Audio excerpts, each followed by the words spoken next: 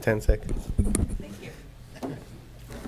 All right, everybody, it's officially 9:10. Sorry about the delay. Call the meeting to order.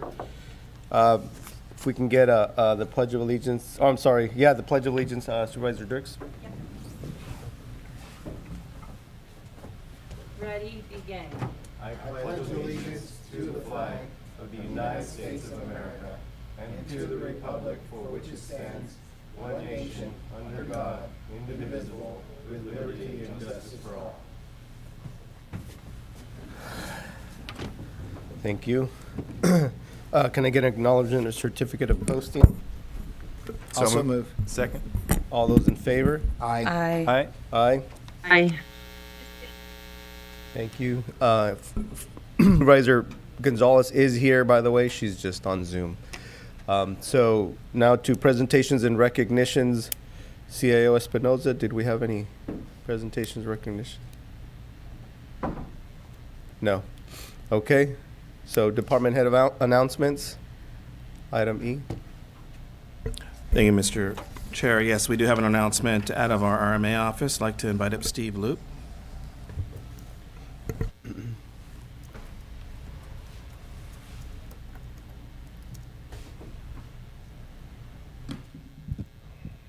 All right.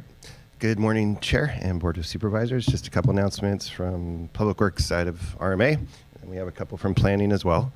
So we have received several calls, and perhaps supervisors have as well, regarding ongoing construction on Highway 156 as well as Highway 25.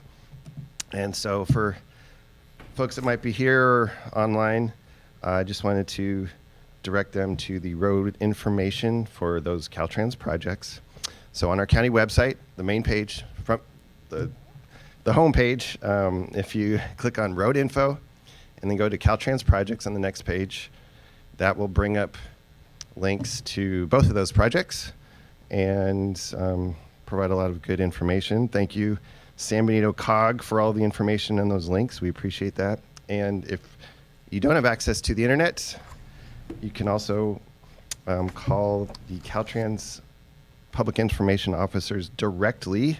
One of them is named Kevin Drabinski. His phone number is 805-549-3138. And he actually has another person in his office now named Alexa Bertola, and her phone number is 805-549-3237. But again, if you go to those links, there's even some emails and some other information, including those phone numbers. So we encourage you, if you have questions about Highway 156 or 25, please go to that link on our homepage. Can we direct our PIO to also put that information out, please? Thank you.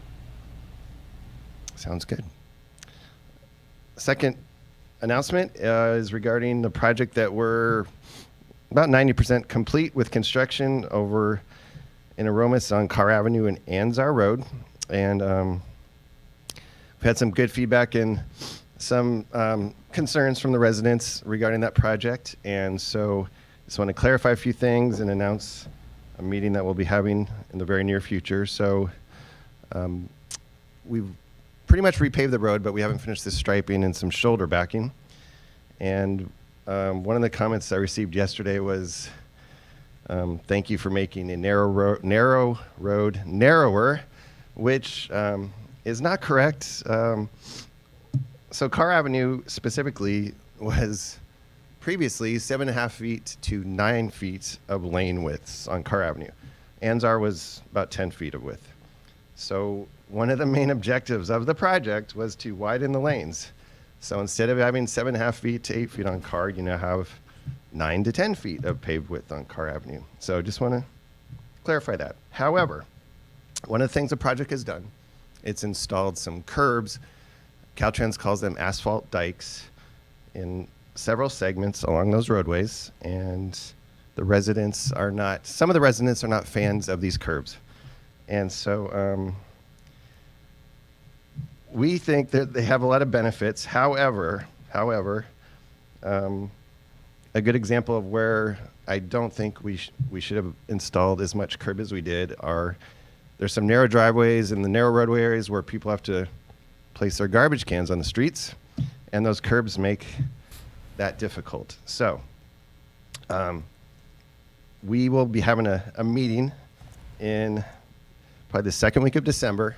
I have to coordinate that a little bit with Supervisor Kosmicki on the exact date, but we will have a meeting in mid-December to discuss curbs and a few other issues out there and just hear what the residents' concerns are. And we are not hesitant to remove some of the curbs if there's safety concerns or perhaps, those garbage can area concerns. But in general, I think the curbs actually perform a lot of positive functions. So on that note, after we have the meeting date coordinated a bit, I'll also send that information to Monica, or PIO, and get that out to the public. And I'll pause there with any questions. All right. Thank you very much. Thanks, Steve. Appreciate that. Thank you, sir. I'd like to Thanks, invite Abraham Prado.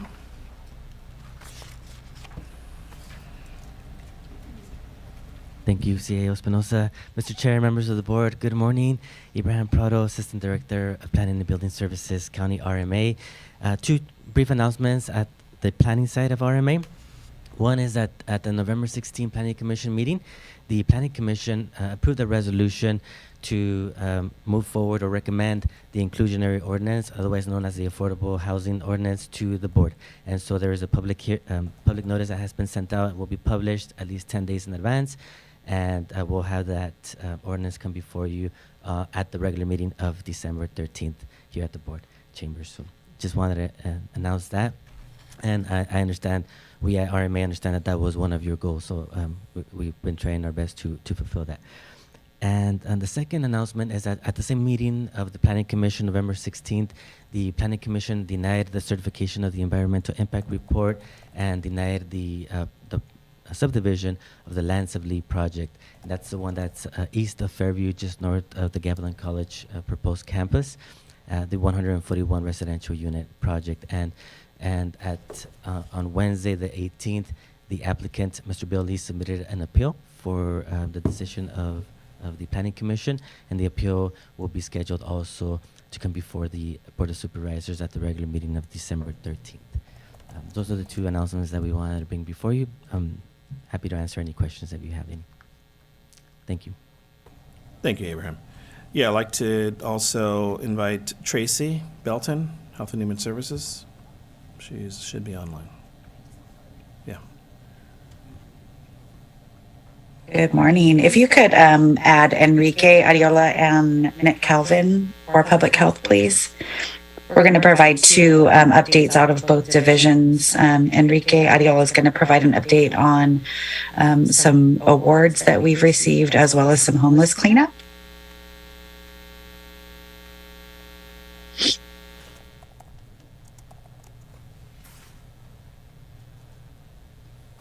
Go ahead, Enrique. Thank you very much. I do want to make the board aware and the public of two recent grant applications that we received. It's very exciting. We received the Home Key Round 2 award in the amount of $2.4 million. And this is to build 11 housing units that will be used as interim housing. Each of the units will measure between 400 and 800 square feet and consisting of 2 to 4 bedrooms. They will be located at the Martin Center, where there is currently 5 units there for a total of 16 units once both projects are completed. These homes will benefit homeless families who exit from the winter shelter program and will receive case management, housing navigation, and wraparound services.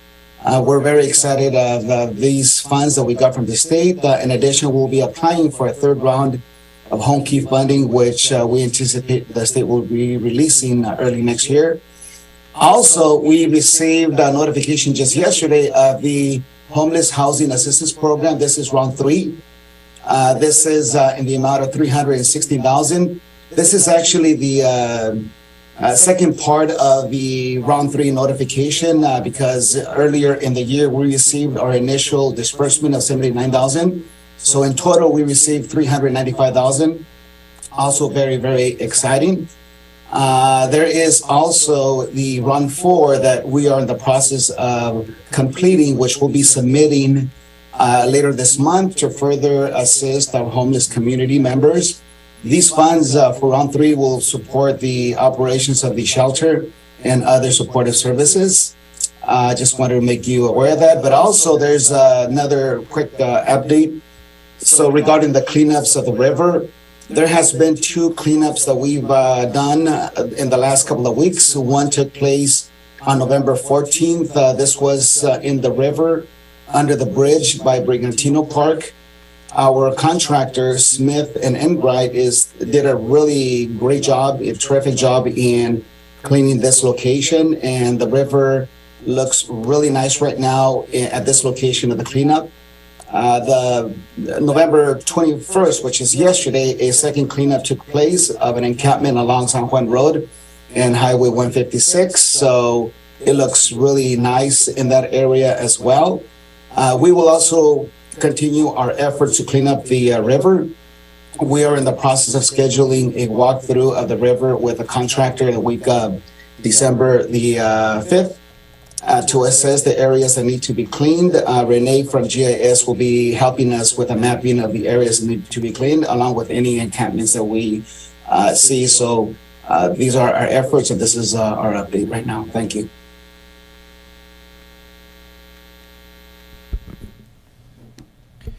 A brief update on a clinic we're going to be offering to county employees. Go ahead, Nick. Perfect. Thanks, Tracy. So with me, I have Mary White, who is our county public health pharmacist who runs our immunization program. So we just wanted to let the public and the Board of Supervisors know that we are seeing an uptick in COVID cases. It is the kind of fall and winter season where we anticipated this would happen, but we definitely want people to be prepared. And so not only are we seeing an uptick in COVID, but also RSV and flu. So in order to kind of combat that, we're continuing to promote getting vaccinated as your best bet at preventing these diseases. So Mary can talk a little bit about some events that we have coming up. All right, thank you. Good morning, everyone. So as Nick said, as you know, cold and flu season is here. And in fact, it's off to an early start, which is what is being the pattern that's being seen across the country and the state as well. In addition to the early start, we are seeing very high levels of co-circulating respiratory viruses, sort of the triple threat that Nick mentioned. It's COVID, flu, and RSV, which is respiratory syncytial virus. This has the potential, of course, to cause a lot of illness within communities, including ours, and even impact our healthcare system with more severe and or higher volumes of illness. So the Centers for Disease Control advises us that the best way to stay protected this winter season, particularly with the upcoming holidays, is to be vaccinated with both flu and the updated COVID booster. In addition, we encourage all the other healthy habits that we've been following, such as frequent hand washing, wearing a mask when appropriate, staying active, getting lots of fresh air, getting rest, and staying home if you're feeling sick. San Benito County Public Health will be offering, in addition to ongoing COVID and flu vaccine clinics we have weekly on Wednesdays and Thursdays in our downstairs space, we are offering a special flu and COVID booster vaccination clinic for all county employees, and that will be held on Friday, December 2nd at our HHSA location. More details will be following, so stay tuned for that. With that, I think that's it. Wishing you all a really safe and healthy Thanksgiving. Thank you. Thank you. That concludes our updates unless there's any questions. Yeah, Supervisor Tiffany. Yeah, thank you, Mr. Chair. This is for Enrique. Enrique, I was going to ask this later when it comes up on the agenda, but since I've got you now, I will ask it. So is the round 4 that you're referring to, and I think it's in a consent item, is that recently the governor came out and said that he was withholding a certain amount of money until he got further assurances from each county in regards to the plans for homeless. Is that what the round 4 is, the application that's due by November 29th that's on the consent agenda item, or is that something different? Thank you for your question. Actually, the governor was pausing on round 3 application we submitted I forgot, but maybe middle or maybe about 5 months ago. So we submitted it. We've been expecting a contract, and that's when the governor paused it. On the basis that as a state, we've only are seeing a 2% reduction in homelessness, considering all the investments that the state is making. I do want to say that our region with San Benito County and Monterey County, our COC, we actually are showing a 25% reduction, and we are the top 3 in the state that has the highest reduction in homelessness. So the state did require us to submit an additional assurances, which we went ahead and submitted last Friday. And yesterday we received that contract, which is en route to being signed. So yeah, it was actually for round 3, and that is moving forward right now. Great. That's great news. Thank you, Enrique. Thank you. Thank you, Tracy. We also have our last announcement out of the clerk of the board's office. I'd like to invite up Denise, assistant clerk of the board. Okay. So for item 2.3, there is a correction for the minutes. The consent item number 2.8, it states that Supervisor Tiffany pulled this item, but it should be Supervisor Kosmicki. So we're going to go ahead and make that change on the minutes for that item. Also, we will be pushing item 1.6 due to the absence of Vanessa Delgado, our clerk of the board. She's not here today due to an emergency. So we're pushing that item as well for our next meeting.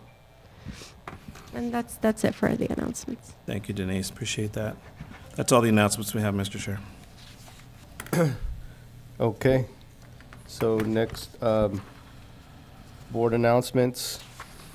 Actually, public comment. Can we go to public comment first?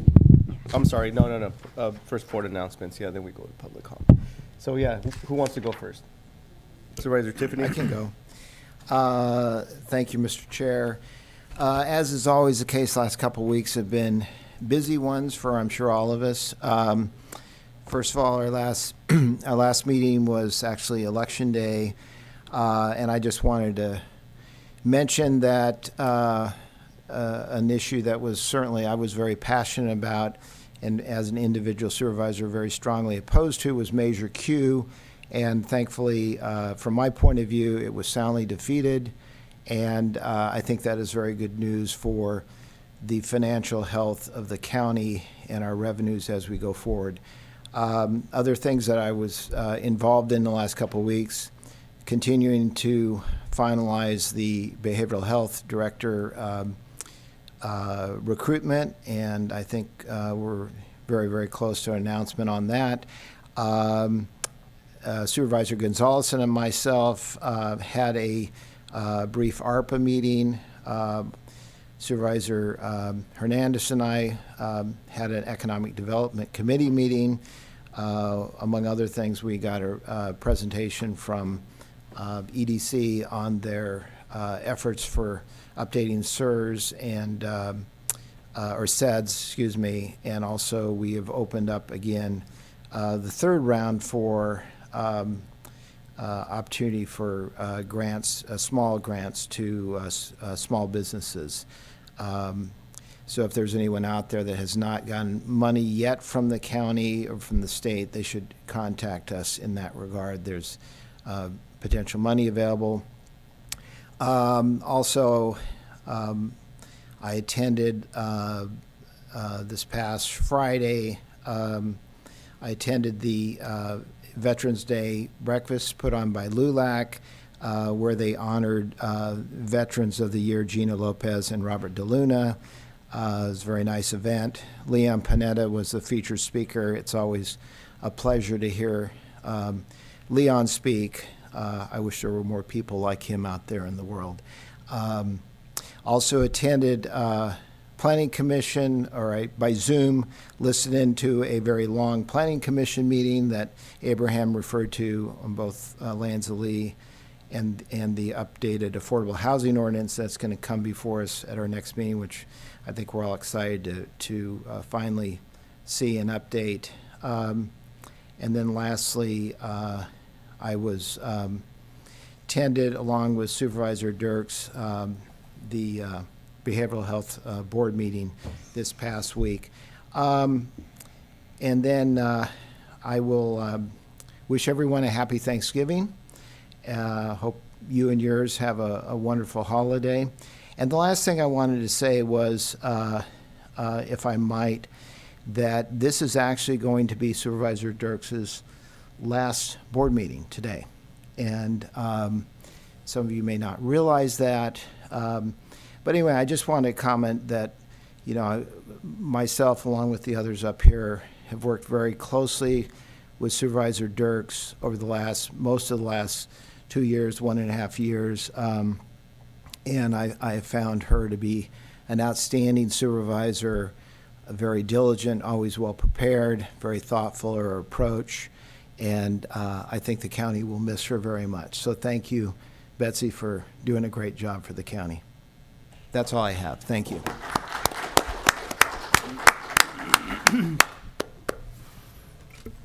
Supervisor Kozmicki. Sure. One moment. Okay, yeah, so just meetings first. We had homeless task force meetings, some of the issues that were discussed by staff in the updates. I met with hospital officials yesterday, Hazel Hawkins Hospital officials, along with Supervisor Gonzalez, to discuss the developments with the hospital's financial situation. It was a good meeting, just sharing our thoughts, and everyone's obviously has a vested interest in the hospital and ensuring that we have a hospital for years to come. And so I really appreciated the hospital, their CEO and some other folks, their willingness to share some information on that. And I know we're going to have an item at some point here in the near future as far as an update on the hospital as well. So there'll be more on that. We are going through the process still with the Council of Governments, the COG board, in the hiring process for a new executive director. I'm hopeful that we'll have good news soon on that as well. And then we had the COG board regular meeting, and one of the interesting items in the COG board meeting was that it was mentioned that the state will be installing broadband infrastructure and highway infrastructure throughout the state. It's part of a $720 million investment, and the plan is to install broadband infrastructure on Highway 25 as that develops. And then, speaking of 25, the big news, I guess, for the county the last couple of weeks were the delays on Highway 25, especially at 25 and 156, caused quite a bit of a stir throughout the community on social media. As a COG board member, I just want to reiterate that this project is a state project, and we at the county do our best to put pressure on the state and to express dismay and positivity when there is positivity from our residents on these types of projects. And just want to assure residents that Caltrans has expressed to us that while there will be delays going forward, as were expected when this began, more modest delays, they do not expect to have the extraordinary delays that we saw the last week or so, when essentially what happened was they had to do some required striping on the highway in that area, and that striping had to occur in certain weather conditions. And with the very cold weather at night, they were forced to do that striping during the day, and which caused significant delays that probably impacted everybody's family in the community. I know ours was impacted, and most people were. So I'm hopeful that that is sort of a one-off. Although they did mention that there may be a few more instances going forward where there may be longer delays. We at the COG board requested that we pleaded with them to please make sure that the information gets out in the community before those delays occur so that people can prepare for that. And then also on the road issue, I want to thank Steve Witchery from RMA for his attention on the issues in Aromas.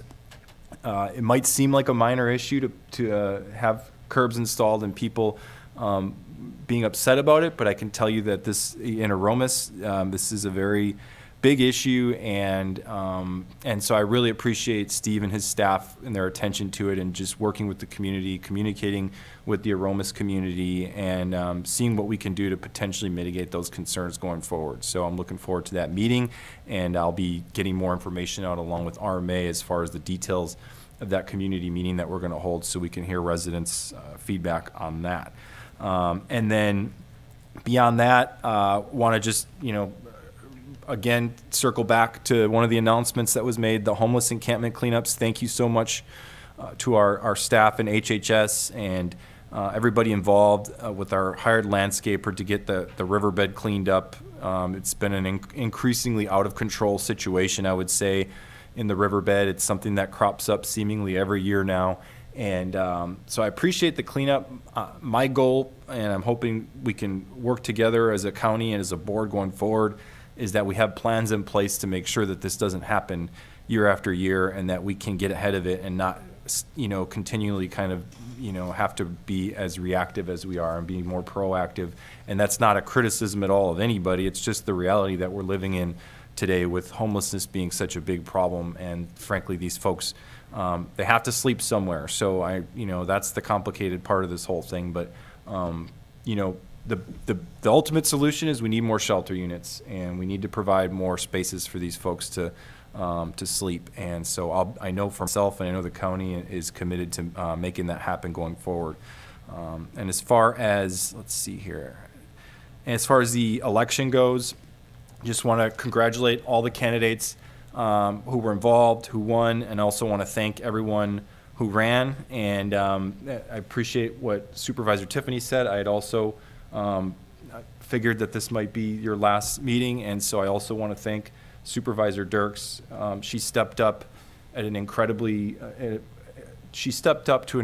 difficult challenge as somebody who came in the middle of a term after the resignation of former Supervisor Medina, and I found that she took the role very seriously, did a really great job, and I wish you the best going forward in whatever you do, and hopefully we can stay in contact and communicate going forward. So thank you, Supervisor Dirks. And then Veterans Day, I didn't get to go to the breakfast. I think it was sold out by the time I tried to get my tickets, but I did attend Veterans Day ceremonies in San Juan Bautista and Hollister, and those are always very moving ceremonies, and I really try hard to make sure that I honor our veterans. And so thank you to all veterans on Veterans Day, and as I said, on Veterans Day, on every day, we should be thanking our veterans.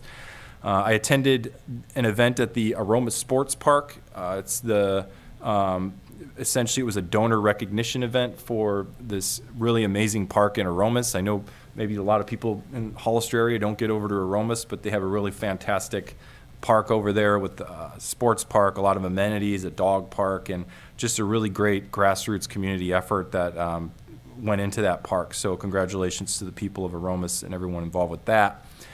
We also had a merchants event in San Juan Bautista on that last Saturday as well. I attended that. It was an open house for all the merchants, just getting kind of gearing up for the holiday season here with Black Friday and whatnot coming up. And so just want to say I'm excited about the holiday season, and just really, maybe it's generic, but I just want to encourage people to really consider shopping local if they can, to help these merchants out during this holiday season. I'm very excited about the Lights On celebration this coming weekend, so don't forget to pencil that into your calendar. You have the parade and the celebration throughout the day Saturday, and then the following Saturday we'll have the Holiday of Lights parade in San Juan Bautista, which is also just a really fantastic event.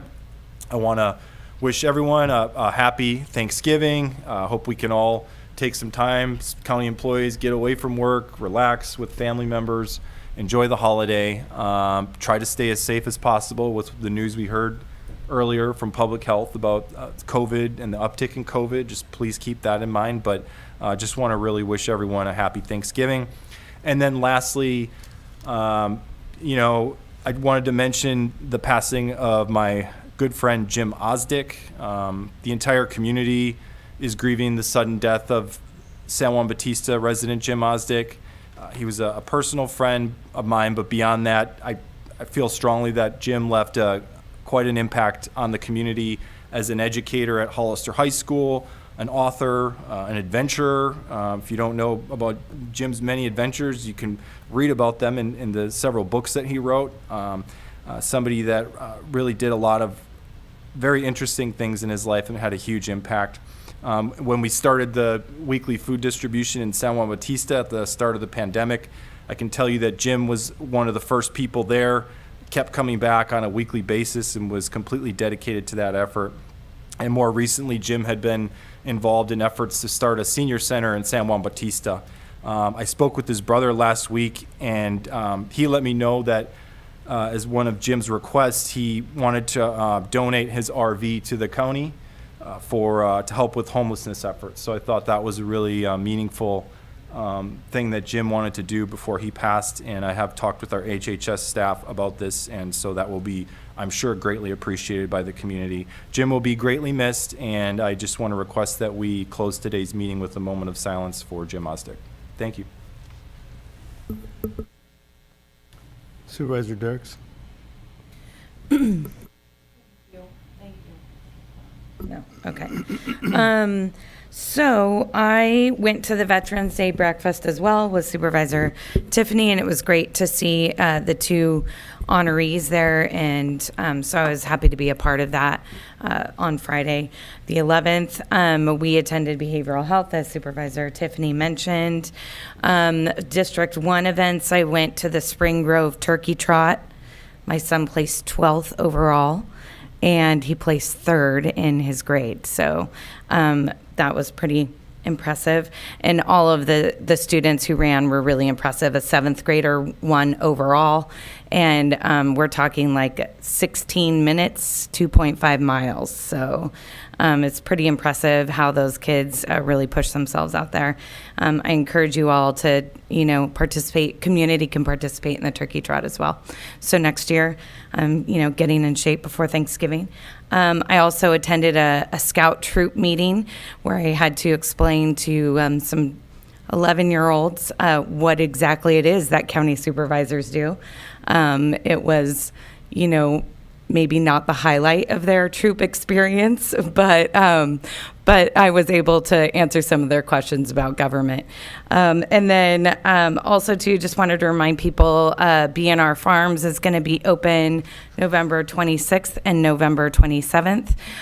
So it's the vintage market out off of Fairview. So if, just as Supervisor Kosmicki said, if you want to support a local craftsmanship that we have here in the county, then that's a good way to do that. And I, too, want to wish everyone a very happy Thanksgiving. Thank you. I'll just, without repeating what the other supervisors had already mentioned, one other thing I actually just partook of it was an emergency meeting with Gavin Newsom, with the governor, having to do with homelessness, the $1 billion, basically the pullback of those funds. It sounds like ultimately the intent was to justify or at least clarify why he did what he did. And ultimately his frustration with homelessness, or at least that's what he alluded to. And he gave it an opportunity. It was roughly an hour and a half meeting. It was only supposed to be an hour, but it went a little bit longer because there was obviously a lot of passion in the conversation. We actually had roughly 100 people turn out, and he specifically asked for county chairs to be a part of the conversation. So I, along with Enrique Arreola from Health and Human Services, was there, and they gave an opportunity for the supervisors to speak up and give their feedback. A lot of them, big city supervisors pontificated on what they were doing and the amount of money that they received, and what it took, and the need for money to be able to implement whatever they were trying to do to reduce, right? Because that was the expectation from the governor, was to reduce homelessness. And I believe what he received was an average of like 2% reduction, which wasn't justifiable to him. But that's the hard part, right? Because it was an average, because the reality is, just like Enrique had mentioned, ours is roughly 25%. Or at least that's the target, and it looks like that was that we've already moved in the direction to have that success, and we can prove that. And so I raised up my hand, not expecting the governor to call on me, and so he did. And it's funny because it gave me an opportunity to just, I think, try to separate the fog in the room, because ultimately some of the supervisors were actually saying, if you're looking to solve this problem, Governor, what you need to do is just make it a mandate for all counties to implement. Not only did obviously that seem very heavy-handed to me, but how would you make that happen, right? Because each county is so different, so unique. And so all I could do is basically argue, which I believe passionately, what the rural reality looks like. And when it comes to us being a small rural county, you know, I try to help them to understand that because of the fact that we are limited in resources, where we don't have, you know, we're one person deep as far as staffing, right? It doesn't take much by default. That makes us be, I believe, a lot more responsive, and we have to be on our game. Like CAO Espinoza and our staff has done an excellent job, I believe, of trying to manage what it's done with what it has. And so I try to argue the case that because of that, we've been fiscally conservative, we've managed our resources, and ultimately, I mean, if you think about it, even through the shutdowns, we didn't lay people off, right, where other counties did. So all to point out is we've done the best, and because of that, we've been very creative, and we have Enrique, I think, to prove that we have, you know, the home center, which I mentioned. We've done Project Home Key. We've done different things to try to address homelessness. We actually have a game plan. It's on the agenda right now to address homelessness. Safe parking was one of the options also that I mentioned, and that ultimately, yeah, there's already a move. We have tiny homes purchased, right? So there's already a momentum to solve the problem, and we're actually top 3, like Enrique said. So that means for a rural county, that's excellent, right? That's not even normal. That's excellence above and beyond. So it just proves that our county being rural, being limited in resources and staffing and funds, we still have gone above and beyond. So I would argue that these big cities, like Mayor Garcetti spoke up and said, he was one of them that said that maybe they should learn from us, right? Because we've worked hard to prove ourselves and to show that we can get the job done with little, right? We're that much, we're more critical of what we have because we can't just waste money, right? We have to be very,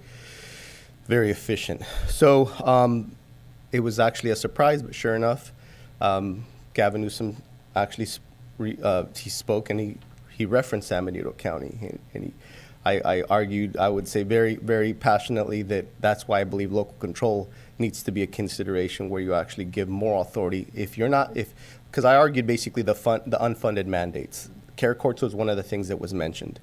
Care courts is something that, although it sounds to be a good idea, it's, you know, that was another thing that was argued, is we've officially spent more money and gotten less of an outcome, right? That we actually are not solving more homelessness. Homelessness is still increasing. So it proves that money isn't just the only way to solve it. It actually proves that maybe being more efficient and learning to work with small communities like ours, or just in general working with the communities that have the stakeholder relationships, that have the networks, that can figure out solutions and maybe be out of the box, right? And so that was basically what I argued, so Gavin Newsom basically said is to my friend in San Benito County, I hear you loud and clear. You need more resources. You need more flexibility with the regulations, and ultimately a better relationship. So I appreciate that he mentioned that, and it sounds like, actually, if you pull up the video, he said it was a commitment that he would do that. So we'll see if that follows through. Obviously, I'm not going to know, besides from the sidelines cheering you guys on. But I just wanted to mention that I think to me, it ends my term on a high note, that I've done what I've been called to do, and that's fight for San Benito County. So thank you, everybody. And then a couple other things. So along the lines of Mr. Osdick, we had, I would say, a longtime resident and very active participant in our community, Gilbert Perez, just passed away. He was actually, he's an uncle in our family, right? My wife's uncle. So he's considered the patriarch of the family. He's always someone that everybody leaned on. He's the most humblest, kindest, I would say, passionate articulator for his value system that everybody respected. And he showed it, right? He actually was very involved in Rotary and business owner of Radio Shack. Everybody called him Mr. Radio Shack because he was such a nice guy, and everybody wanted to talk to him. He was the best salesman ever. So we're gonna miss him, and he's personally like a father to me. So I have huge respect. So I'd also like to include him in the honoring at the end of the ceremony. And I know there's more about him that I'd love to share about, but I want to for the sake of time. But anyways, and then yeah. And so Supervisor Gonzalez, did you have any announcements you wanted to share? Yes, I'm actually not feeling very well, so I'll save my report until the December 13th meeting. But I did want to say thank you, Peter, Chair Hernandez, for attending that meeting. I sent out an SOS on Thursday in LA while I was at the conference when we found out that the governor was going to have that meeting. So I'm so glad you're able to be there with Enrique, and it was so productive. And they patted us on the back that we are proactive in what the county is doing. So thank you for doing that. And I knew that I wasn't going to be able to attend today because I'm home with RSV people, and so I'm going to kind of just be sheltering in place for the next 10 days.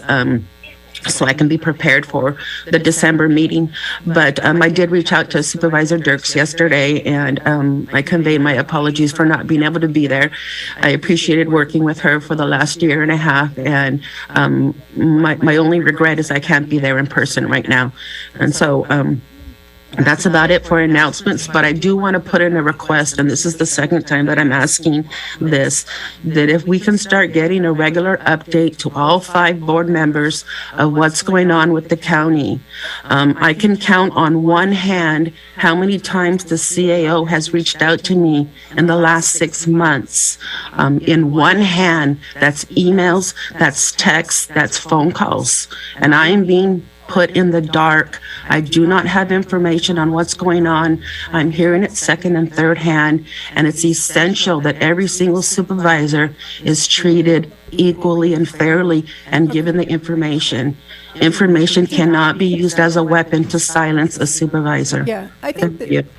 That's all I have to say. There's no more discussion. Thanks, B.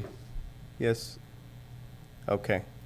So now we move on to public comment. Madam Clerk? So members of the public who wish to speak, please provide a speaker card if in the chambers. And if participating on Zoom, please hit the raise your hand icon or via phone *9 to raise your hand.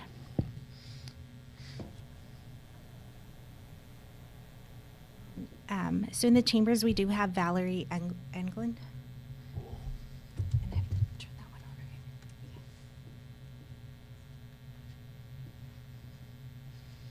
okay, it says speak closely into the microphone. Okay, got it. Congratulations to everybody after the elections. Everybody put in such a huge amount of work, and I'm really proud of what you've done. I especially wanted to thank CEO Espinoza for that beautiful brochure that had a lot of information on the county. To me, when I read that, I learned something myself, and I said, this is excellent for everybody in the community to know something more about the machinations of what goes on here. And so congratulations. It was very successful in my point of view. Second, we will miss Betsy Dirks. But there's another election coming up.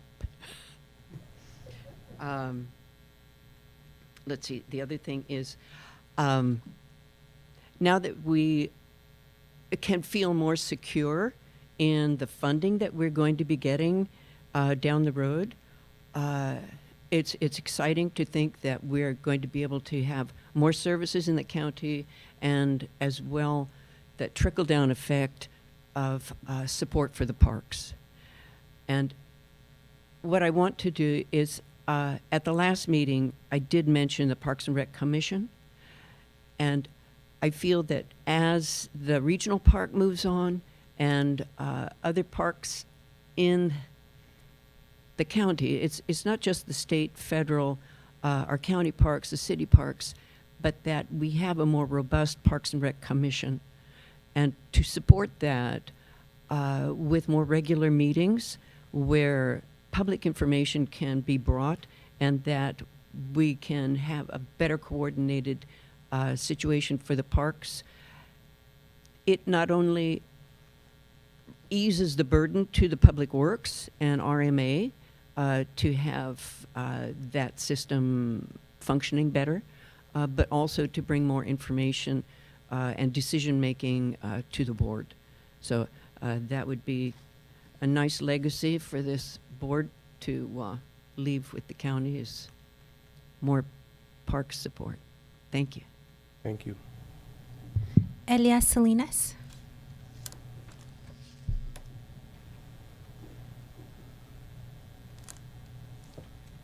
Good morning, Mr. Chair and Supervisors. Starting off with Betsy, I'm going to miss you. You've done really a great job up here, as you can tell, because I never came after you. Thank you so much. Your hard work was truly appreciated. I mean, you came on board, and the first thing you did was literally get your hands dirty, because your first thing was the landfill. And that's basically what you've been working on. And I know you did a lot of work getting people to go out there and find out, make decisions on themselves. I want to thank San Benito County for voting down measures Q and measure R. I would, one more time, please put on a future agenda or give out some information as to when, or if it's not going to happen, you're going to continue to keep the phallic symbol out in the front. Okay? I'm going on 2 years mentioning this. And it was my understanding that some research was going to be doing on it, because it's artwork and it costs so much money, and you can't just take it apart and place it somewhere else. If somebody, maybe they want to take it back to Pentacles, because that's supposed to be representing Pentacles. I've been to Pentacles plenty of times, and not one rock out there looks like that out front. Okay? I want to mention now, so that hopefully when we have your break during the December, if the CAO could please work on and getting some kind of someone to steam clean the carpets and steam clean the seats. The public and your employees would really appreciate it. So thank you. No speakers via Zoom. Okay, bringing it back to the board. So on to item 1. So accept the informational presentation regarding California's Mission Trail Auto Tour. CIO Espinoza. Thank you, Mr. Chair. This item is going to be presented by Dulce Alonso. And this is out of the Ad Hoc Tourism Committee.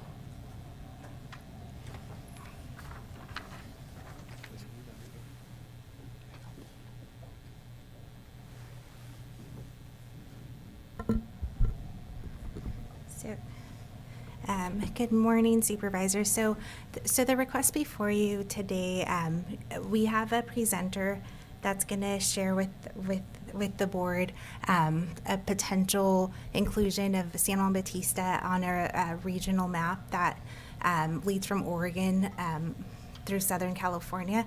So we do have speaker online. We promoted him. Yeah. Give me 1 second to. He's Greg Smith from California Trails. He'll be presenting this item, and then I could help answer any questions that may come up. Okay, thank you for allowing us a few minutes of your time to speak to you about the California's Mission Trail Auto Tour program. My name is Greg Smith. My brother Jeff Smith and I work at our father's firm, J. Greg Smith Inc., a firm that was founded by our father in 1976. For over 45 years, we've worked with a number of historic trail organizations and the National Park Service on historic trails auto tour programs. At this time, in fact, my brother is leading an annual meeting for the Middle Missouri River region of the Lewis and Clark National Historic Trail and are here in Omaha, so I'm standing in for him now. Among the activities we're involved in currently is developing and coordinating historic trail auto tour programs for the Lewis and Clark Trail, the Oregon-California Trail, the Butterfield Overland Trail, and the Southern Trails Immigrant Trails. We're also in the process of developing a National Scenic Byways program for Scenic America, which will feature the 227 National Scenic Byways and all of American roads across America. And proud to say that California has 3 All-American roads and 9 National Scenic Byways. In regards to the California's Mission Trail, we're developing this program in conjunction with the Oregon California Trails Association, which is a 501c3 nonprofit who we've been working with in 2017. And in terms of the PowerPoint presentation, which you'll see, which I see on the screen, I'll just go through these slides quickly. The California's Mission Trail Auto Tour Tourism Program is sponsored by the Oregon California Trails Association and our company. California's Mission Trail Auto Tour will combine road trips, which is the most popular mode of vacation travel today, with heritage tourism, which generates higher visitor revenue and a longer visitor length of stay. The U.S. Travel Association, in fact, estimates 2.2 billion road trips will be taken in 2023. California's Mission Trail Auto Tour program will promote Mission San Juan Bautista State Historical Park in San Benito County as the gateway for Pinnacles National Park and world-class wineries, great dining, shopping, and bird watching to road trip heritage tourists. San Benito County's visitor attractions will be promoted in a new California's Mission Trail Auto Tour brochure, a new internet page linked to your tourism website, and Google search ads linked to the new web page. Brochures will be printed and shipped to the California Welcome Centers, California State Parks, and other partner cities on I-5 and US 101. Those who are participating thus far include Lompoc Valley Chamber of Commerce, the City of Soledad, Visit Carmel, Visit Santa Cruz County, and Sonoma Valley Visitors Bureau. The brochure's texts and descriptions and photos of San Benito County's attractions will be featured on a new page at the Oregon California Trails Association website, which can be found at octatrails.org, which will also include hot links to San Benito County's tourism website. In regards to potential impact, Visit California estimates the average California tourist spends $200 a day. If this program, for instance, guides 600 new visitors to San Benito County, the direct economic impact would be around $120,000. In regards to our total funding request to San Benito County, that total is $2,000. And so I have gone through the proposal here rather quickly, and so I know that in the interest of time, and just any questions you might have.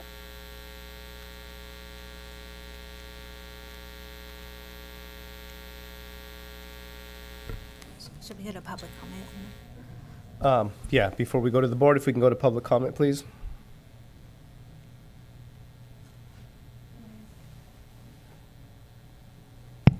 There is no public comment via Zoom or in chambers. Okay, bring it back to the board. Oh, you have it. My card said number 1. It's a public hearing. Oh, I think it's both. My apologies. Sorry. No worries. I wasn't going to let that go anyway. It's about the parks. Again, obviously, it's exciting to see that we would be on this type of trail. I was very concerned at first, thinking that, like with the Anza Trail, if the history of San Benito County is not accurately provided for, but at this point, it seems like it's going to be, a very positive thing for the county to have this kind of an auto tour recognized and approved. So, just throwing that in there. My hesitation on supporting it has been overcome by the presentation. Thank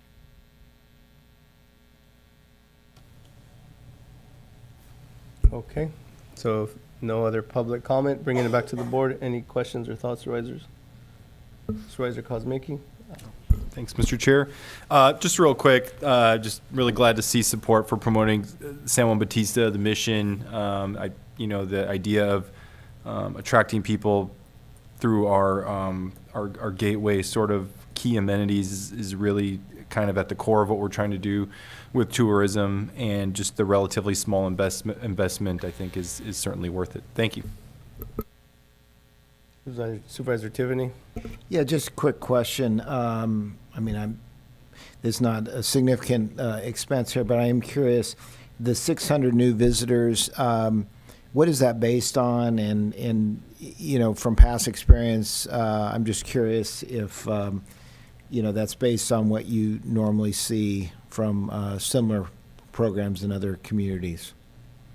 Yeah, that's a good question. In regards to prior history, we know, in fact, with another program we've coordinated with the city of San Antonio, Texas, the Butterfield Overland Trail, they have seen a significant amount of usage on the brochures, and in fact, they keep asking us when we're going to reprint the Southern Trails Auto Tour brochure. In regards to California, Bakersfield is participating in the new revised Butterfield Overland Trail program. Palm Springs, Greater Palm Springs is a new participant in that program. What we see happening is these kinds of auto tour programs that tie in with history are quite effective, especially if the information is presented in an exciting and new way. And in terms of reviewing what is written about San Benito County, we would have you folks review this information before it's ever printed. We insist on doing that because we don't want to be, in somewhere out there. We want to make sure that you're comfortable with whatever is presented in the brochure. We just know from prior experience and from the number of communities that have come on board a second time in regards to these kinds of programs, that they do bring in new visitors. And the one thing about heritage tourism is those particular visitors tend to stay longer and spend more in the communities in which they visit. So that's a strong aspect that, when linked to the strong demand for road trips, presents a great effective combination for communities. Thank you. Okay. My only question is does that De Anza Trail, is that included in that brochure at all? Because no, this is really featuring the mission story. So that's what the focus is. Okay. All right. Any other questions? Nope. Okay. Supervisor Hernandez? Yes, Supervisor Gonzalez. The reason this is before us today is because the gentleman reached out to the Chamber of Commerce, the San Benito County, and then the organization that serves as the Chamber of Commerce in San Juan, and both of their allocations had been utilized for their fiscal year. And so he approached me, and I know that we have been trying to collectively market San Benito County and all of the assets, and I personally believe the mission, as well as the Pinnacles, needs to be in the forefront of any kind of marketing strategy. So I had this item brought forward. I know it's a small amount, and thank you, Supervisor Kosmicki, for agreeing with me. It's a small amount to pay, but I'd be happy if you all approved it, and thank you, Valerie, for your endorsement as well. I wasn't sure how it was going to, to pan out to others, but I just saw it as a win-win for the community. So I just asked that we pass this item and approve it. Thank you. Okay. Go ahead. So for the item, we're asking to delegate authority to CAO or designate to execute a contract and or provide any direction to staff if desired. Okay. If I can get a motion to approve as stated. I'll make that motion. So moved. Okay, I'll second. All those in favor? Aye. Aye. Aye. 5-0. Thank you, Dulce. Thank you.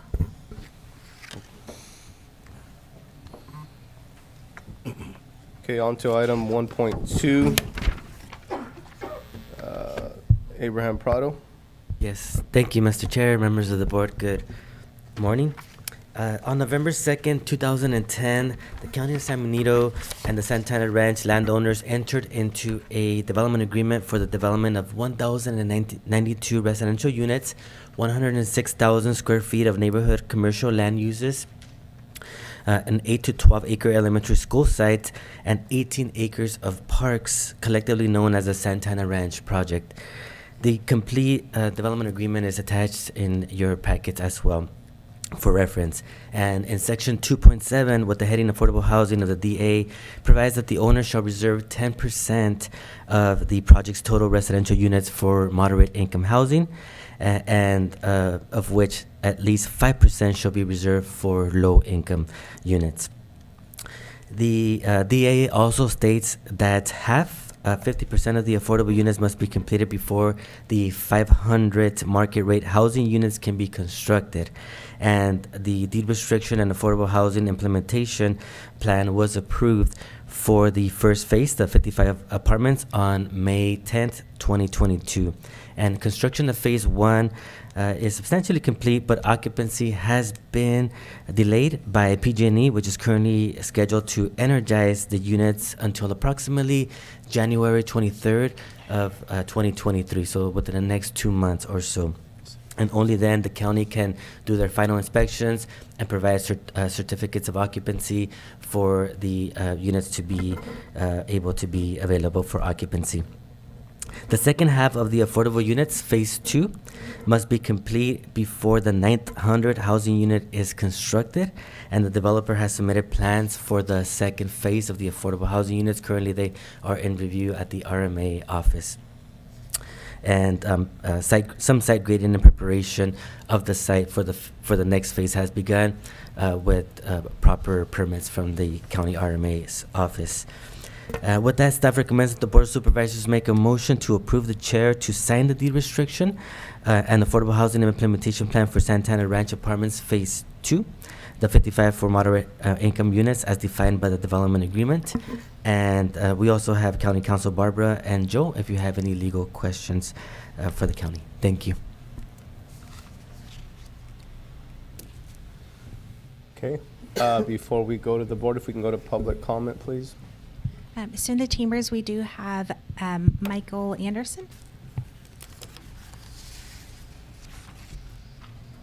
Good morning, Chair Hernandez and Board of Supervisors. Thank you, Abraham, for that update. As Abraham mentioned, the Phase 1 apartments, they are substantially complete. They look great. We've been in constant communication with PG&E, and we were ready for them to power us up the end of September. Unfortunately, PG&E is having a lot of delays, so we are told that we are a priority project for PG&E, and they will power us up towards the end of January. We're certainly in constant contact with PG&E. I was just checking some emails this morning and saw that we are we got a few updates that, again, we're a priority project, and we're certainly reaching out to everyone we know for help. So if you know anyone at PG&E, please let us know. We would appreciate any help. So phase 2, as Abraham mentioned, the site work is underway. We've submitted building plans. The county and the various agencies have commented on those. We're addressing comments. We'll get those back to the county soon. We designed phase 2 to really target a huge need in the community. We're excited about this. Benito Link recently published an article on the local rental market, and basically the highlights were there's not enough for rent, and there's next to nothing under $3,000 a month. And so we're really excited that we designed these to target a lower, more affordable rent, and there's a real need for it. And I'm here for any questions, and we're excited to get construction going on phase 2. I want to wish you all a happy Thanksgiving, and thank you.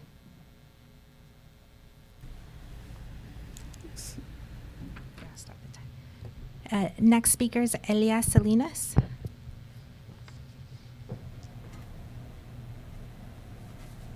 Good morning again, Mr. Chair and Supervisors. I am really excited that this project is almost done. I was very critical because I always said, Anderson Homes dangled a carrot, you know, we're going to do affordable housing, but they did the expensive houses first, and now they're doing this. But they're at the end, and I've been out at Santana Ranch numerous times this election season, and the place looks awesome. It really does, and there is a need for affordable housing. There's no apartments to rent. We got 3 generations living in homes here in San Benito County, so I think this is great for the community and as a whole, for young people to want to get out and go live on their own, that they're going to be able to afford these places. So it's really exciting. The only question I have, and I hope that you all ask it because I don't know if it's actually been settled, is the drainage pond. How are these additional housings with the runoff and all that, has that been taken care of? It was we haven't had that much rain. We did have rain a couple of weeks ago. I don't know if anybody from the county went out there and did a study or just took pictures of what's going on with the drainage. So that's the only thing that I have, is because I do believe that it's not county yet, or if it is county, who's going to take care of it, because the houses down the road from there are the ones that are being affected. Thank you. If participating via Zoom, hit the raise your hand icon. No speakers via Zoom. Okay. Bringing it back to the board. Questions, Supervisor Dirks? Are we just doing questions right now? Or comments? Okay. So I want to just reiterate Michael Anderson's, plea for PG&E. I have done what I can as well. I escalated this up the PG&E line as well, and we did get a response. And I obviously used the argument that this has to do with housing, rental housing in particular, that we really need to get this addressed and updated. And so it has escalated. I talked to Gina Arnold as well, but I also talked to people a little bit higher up too. And so she has guaranteed, it's not just Mr. Anderson saying this, but she has guaranteed that it is the #1 project priority in San Benito County. And it does have to do with the fact that it's going to provide housing, rental housing to a bunch of our residents, which is really, really important. Oh. Am I done? Is that it? Okay. No, so... For real? So that I just want to say is real, and we are all on top of it, doing the best that we can to try to get this for our community residents, because it's 55 apartments, but you multiply that by 4 or 3 or whatever, and that's quite a few of our residents who would be able to have housing. And so that's that piece of it. And as far as this goes, I think, Mr. Anderson, just so that the public is aware, let's talk about drainage a little bit too. I did go out after the rains as well in District 1. I took a look. It seemed to be holding its own much better than it had prior time, but I didn't really, compare as to the rain before. But I also know too, and Steve, if you can comment as well, because I know that it's a bigger project overall too, and I think people forget that about the Santa Ana drainage in addition to all of this too. So, and I want to make a point that I'm sure both of them will make too, that the state oversees the drainage issue as well, and they're accountable. Anderson Homes is accountable to them in addition to our local ordinances and constraints as well.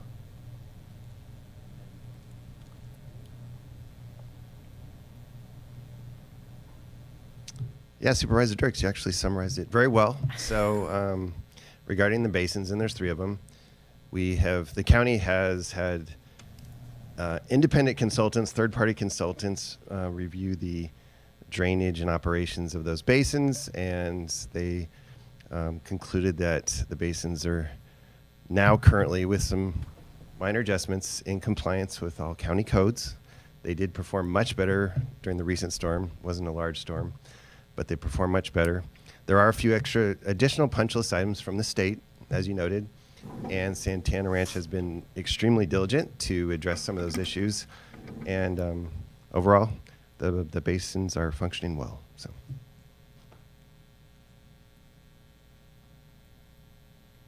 If I may, Supervisor Hernandez. Supervisor Gonzalez, I believe he was gonna. If I can hold off real quick, Michael Anderson's gonna share a little bit first. Oh, I'm sorry. Okay. Okay, thank you, Supervisor Dirks, for that summary, and Steve, thank you.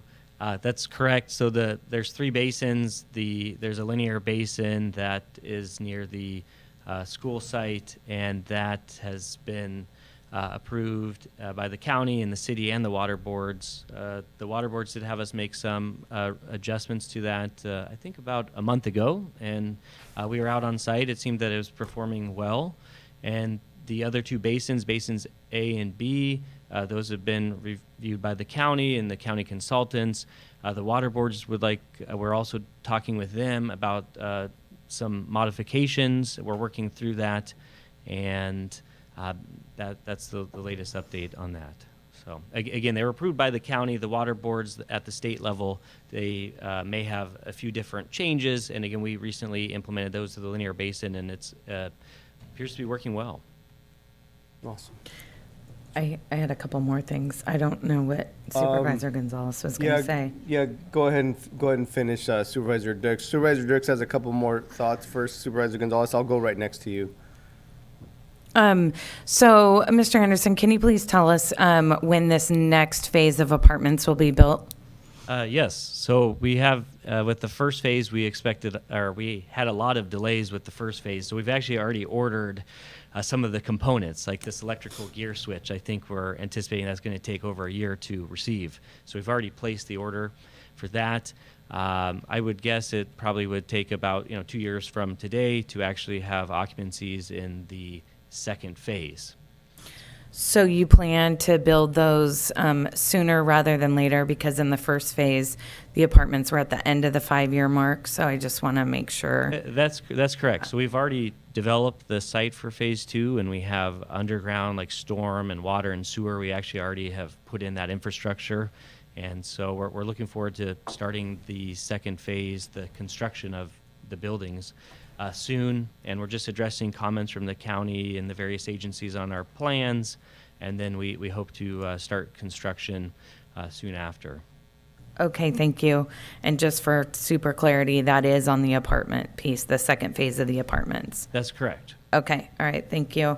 And then you said that you'll be able to offer them at a lower rent. Can you please tell us what those rents might be, or a ballpark? Sure. I mean, I know you're predicting into the future, but how are these apartments designed? How are they able to be more affordable than the ones that are currently going to go for rent?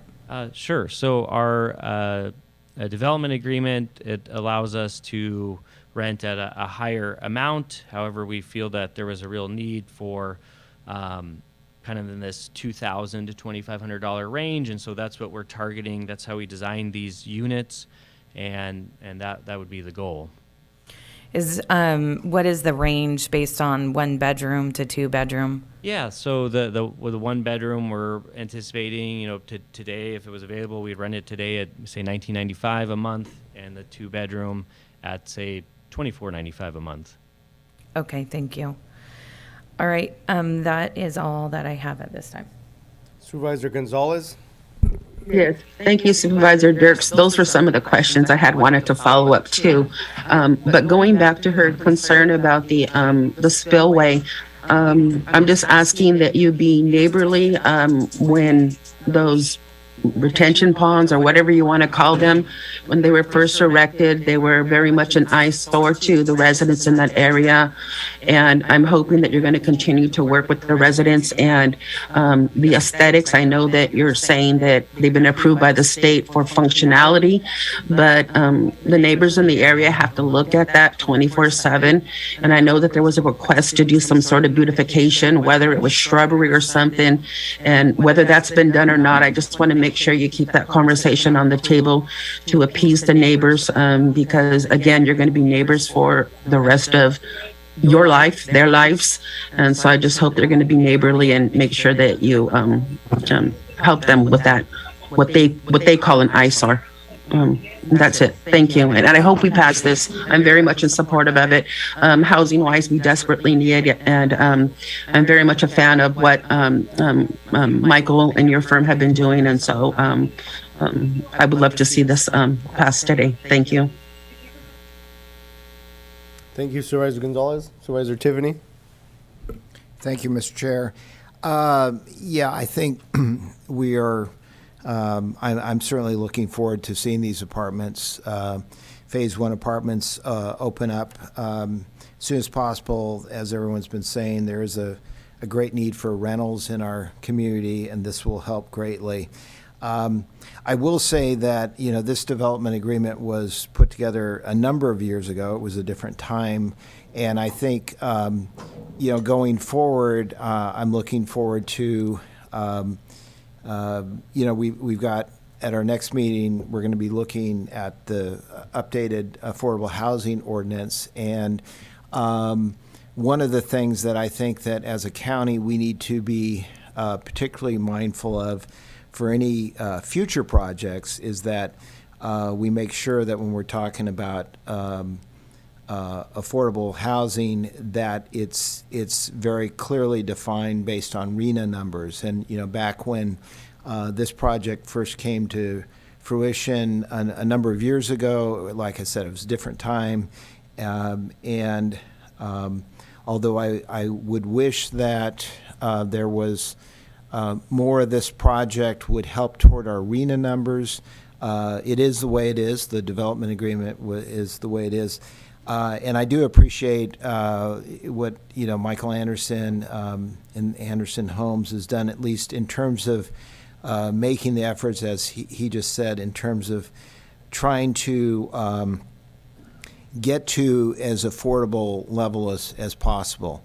I know Michael and I have talked about this, and I know particularly in the second phase, Michael, maybe you can comment a little bit further. I know Supervisor Dirks touched on this, but you were talking about, in this case, building them affordable by design. In other words, in terms of the size of the apartments, I guess the finishes, the fixtures, things like that are potentially less expensive, so that you can then market them at a lower rent. Is that correct? That's correct. So the Phase 2, we designed these to be a little bit more economical, so they're slightly smaller than Phase 1.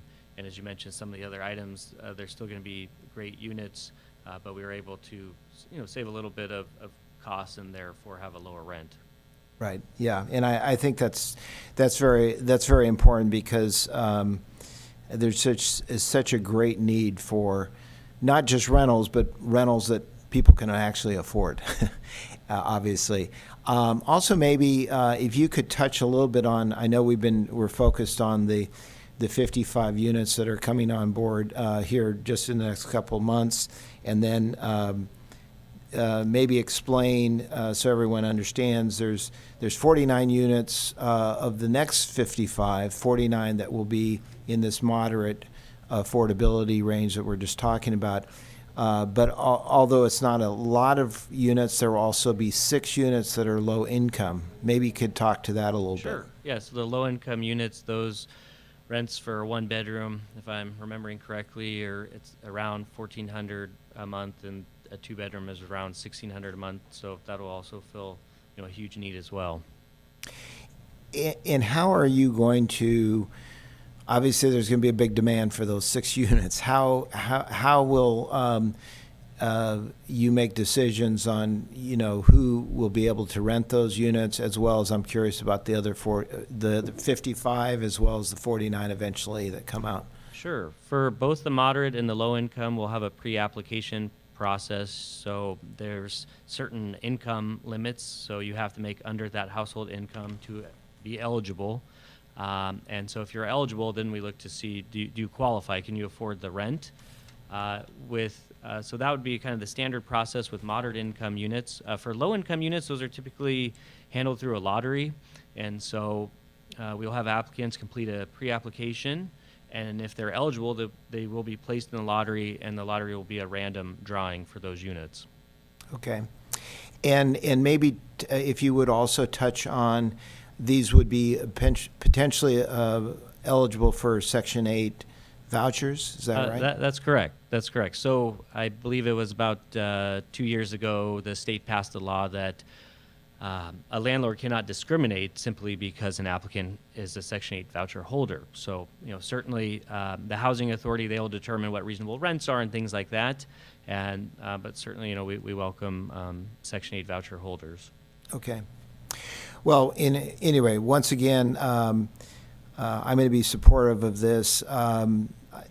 As I said earlier, I might wish that we had a larger number of the low income, frankly, or at least specifically that would address arena numbers. And going forward, obviously I'm not going to be up here, but I would encourage county board to insist future projects more strongly address the arena numbers. But given the development agreement that we have with Anderson Homes, I do think that this is a positive move in the right direction, and I appreciate you publicly commenting about trying to make sure that they are as affordable as possible for our residents. Thank you. Thank you. Supervisor Kozmicki. Thanks, Mr. Chair. So first I wanted to start off with the RENA compliance issue, because that's, I understand, as Supervisor Tiffany mentioned, this is a development agreement that goes back to 2010, I believe. We're bound in large part to the stipulations in that agreement. But I'm interested in the RENA compliance and just what sort of discussions have been going on behind the scenes, and perhaps why we didn't come to some level of an agreement to have these units be RENA compliant. Because if I recall from May, when we discussed the first 55, which were already built at the time, that part of that agenda packet, part of that discussion was that let's get these approved, the deed restriction approved, they're pretty much ready to open, and then let's keep discussing and working on the RENA compliance, essentially meaning that the price points would be lower, the profit margins would be presumably lower. But I'm just interested in what happened there and why we couldn't come to agreement, because now I'm concerned that perhaps we're foregoing any leverage that we may have in other areas of this development as it progresses, if that makes sense. Go ahead, Michael, and I can have Joe also, if Sure. it's okay. And Supervisor Kozmicki, we're certainly willing to continue discussions. We had some in the past about maybe for reducing the rents to the RENA numbers, that maybe in exchange we could build some more units beyond the 1092, like more apartment units, more single family, maybe more commercial. And so those are some things that I certainly would like to have those ongoing conversations. In terms of financing the apartments, it's certainly important for a lender to know exactly what the deed restriction, the requirements are before they will finance. And so, that's why we want to get ahead of it here and get that recorded. And we're certainly happy to have continuing conversations with the county and to see if we can, kind of improve things for a win-win solution. I hear you. I'm just concerned that, like I said, if we approve this today, there really is no incentive for you as the developer to necessarily look at those further options as far as more commercial, more apartments. We definitely need more apartments in this community. I'm not up here being a hypocrite, because I've said that myself. We need more apartments in this community, whether they're market rate, whether they're affordable designations. We do need more, preferably the affordable designations. Obviously, we can all understand that. But that is a concern that, I know you're saying we'll continue those discussions, but I guess what I'm getting at is there a rush to do this now? Is there a timeline, a reason to do this now, as opposed to continuing those discussions and seeing where perhaps the developer might give a little as we go? Well, for us, I think it's going to be hard to finance the project and actually build these units. So we're just really wanting to get these units built. And again, we need the deed restriction so a lender can see, here's the requirements. I'm making you a loan, and here's all the requirements of the property. Otherwise, I think our construction might be delayed, and we certainly want to keep moving forward with construction. But go ahead, Abraham. Yeah, and the only other thing is that part of the development agreement also requires that there be certain number of units be built at market rate prior to the affordability component coming in, and so that's another aspect to it as well. For example, the first phase, there could not be over 500 units be built unless the first phase of affordability be built, and so that's where they're at right now. And then the next phase is that they cannot go over the 900 market rate unit until the phase 2 of the affordability also is built. I guess, did you want to add something? Yeah, go ahead. That might help, I think, with what you're saying here too. Can you please tell us with the new apartments, how many of them will meet RENA? The 6 low income will meet the RENA, and the 49 moderate. I believe that the rents we're projecting, I think those may be within the RENA numbers. It's just the actual deed restriction itself. The definition needs to be changed a little bit, because as I mentioned, we could have designed something and rented those higher, but instead we designed it to be more affordable. So I believe the actual rents that we're charging, we'd have to take a closer look, but they probably are within those RENA numbers. I'm not real familiar though with all the state laws on RENA and how exactly you qualify, but I believe our rents will be targeting those RENA numbers. Joel?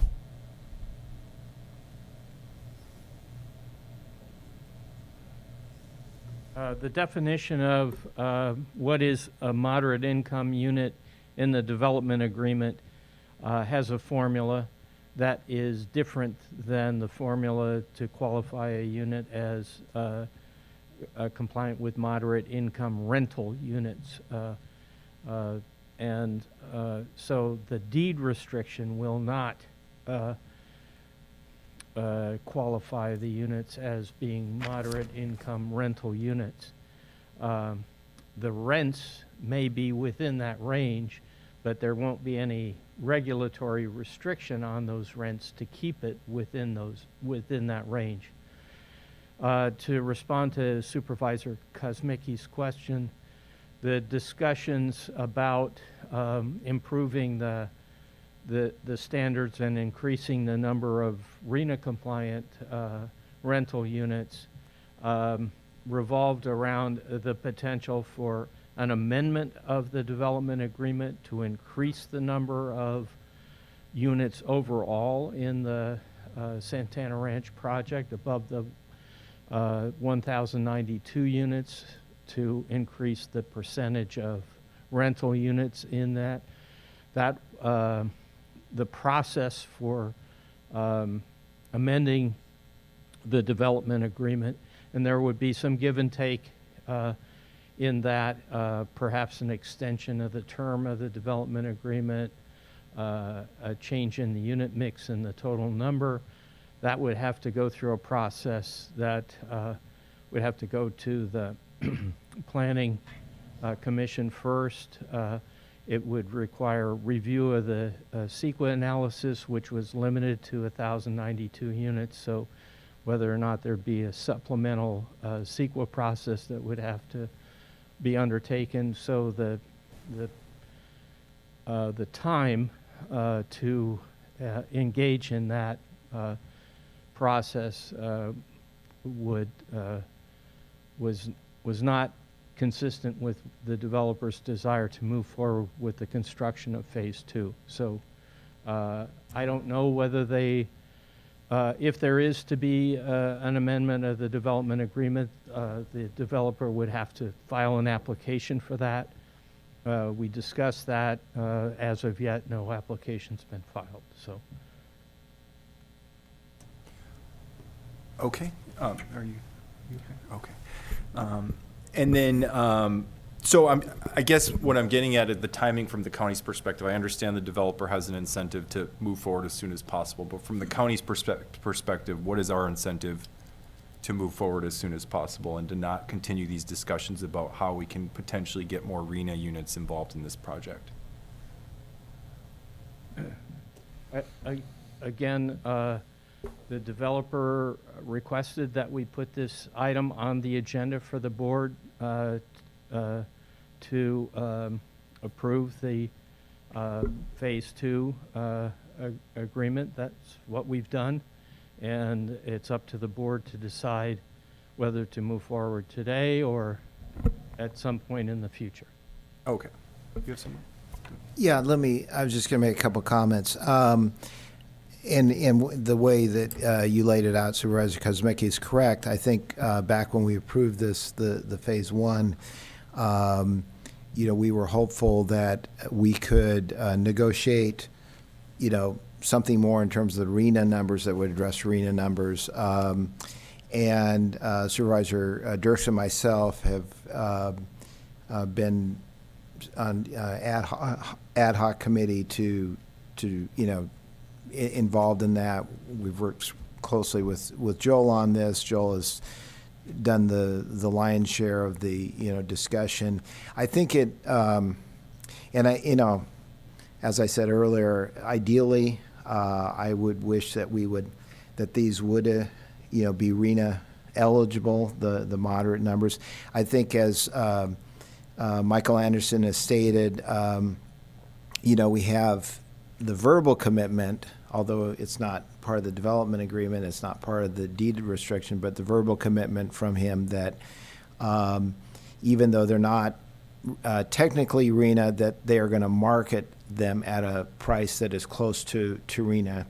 So that I will say that I do appreciate that, but I think when it comes right down to it, and the board will have to make this decision, is do we delay this and potentially delay, additional rentals coming to the market, et cetera, that we really need?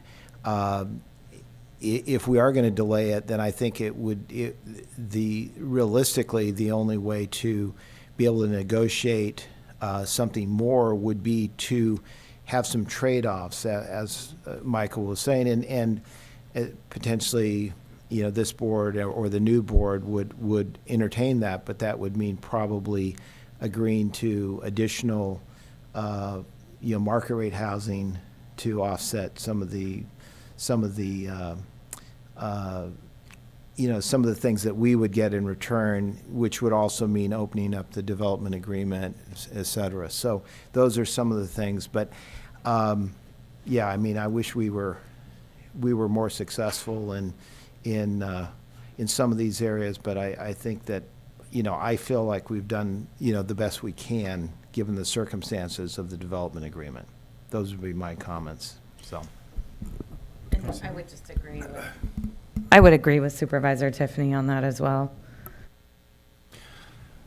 Yeah, and I mean, the other option that Michael had mentioned was maybe some more commercial, and for me, that would be my preference if we could have those discussions and look at perhaps some modest retail of some kind in addition to what is already planned. I think that perhaps could have been a trade-off that I would have been amenable to, so yeah. The question I have on the price points, though, and I know there are caps essentially that are within the development agreement based on a formula, market rate, and certain percentages of market rate. Those caps, from what I read, are significantly higher, I believe, than the price points that Michael's mentioning, 2,000 to 2,500. My question is, with all due respect, Michael, what would stop the developer from significantly increasing these rents in year 3 or 4, 2, 3, 4, 5, to the highest possible rent they could charge under the development agreement, which would, in my definition, certainly not be affordable. And then even, the 2,000 to 2,500, let's be realistic. As good as it is to have more apartments, and it's a slight amount of progress, it's still not affordable. For the vast majority of residents in this community, $2,000 for a one-bedroom apartment is not an affordable amount of money, and $2,500 for a 2-bedroom is not, in the real world, is not affordable. I understand the market says differently as far as what we're dealing with, but so that's my question: is what would stop the developer from raising the price points much higher in the relatively short term? So, Mickey, that's a good question. As you well indicate, there are with the RENA components, there are essentially limits to where it can be raised to, and you're right. With the moderate, they do have a certain threshold that they can go up to, and because normally when it comes to the overview of the apartments, or in this case the rental units, the applicant, or in this case Mr. Anderson, would be the one who would monitor and review those rental prices, and then they would have to essentially make sure that they comply to state regulations, and so that, in short, there really isn't the county can't really impose, because of the existing DA agreement, other than what's essentially was agreed upon back in 2010 for these units to be at those potential categories, even though they don't meet the moderate income price. If they do go over that rental price, they meet the above moderate. But what the above moderate really is, that's at that point, that's pretty much market rate.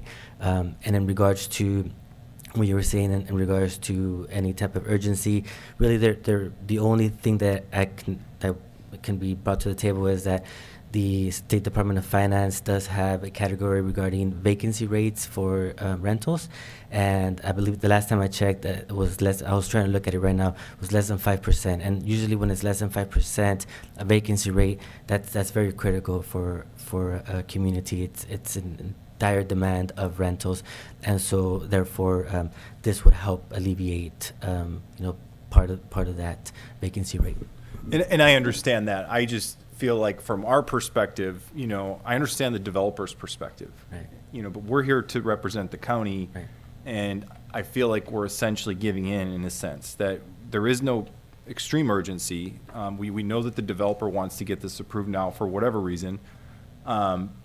But from the county's perspective, I just feel like we're just giving in, and we're not, continuing to pursue these RENA numbers. And I just really feel strongly, as much as I support apartments, we need more apartments. In this particular situation, I just can't support just halting our negotiations over RENA compliance simply because the developer has a sense of urgency on their side.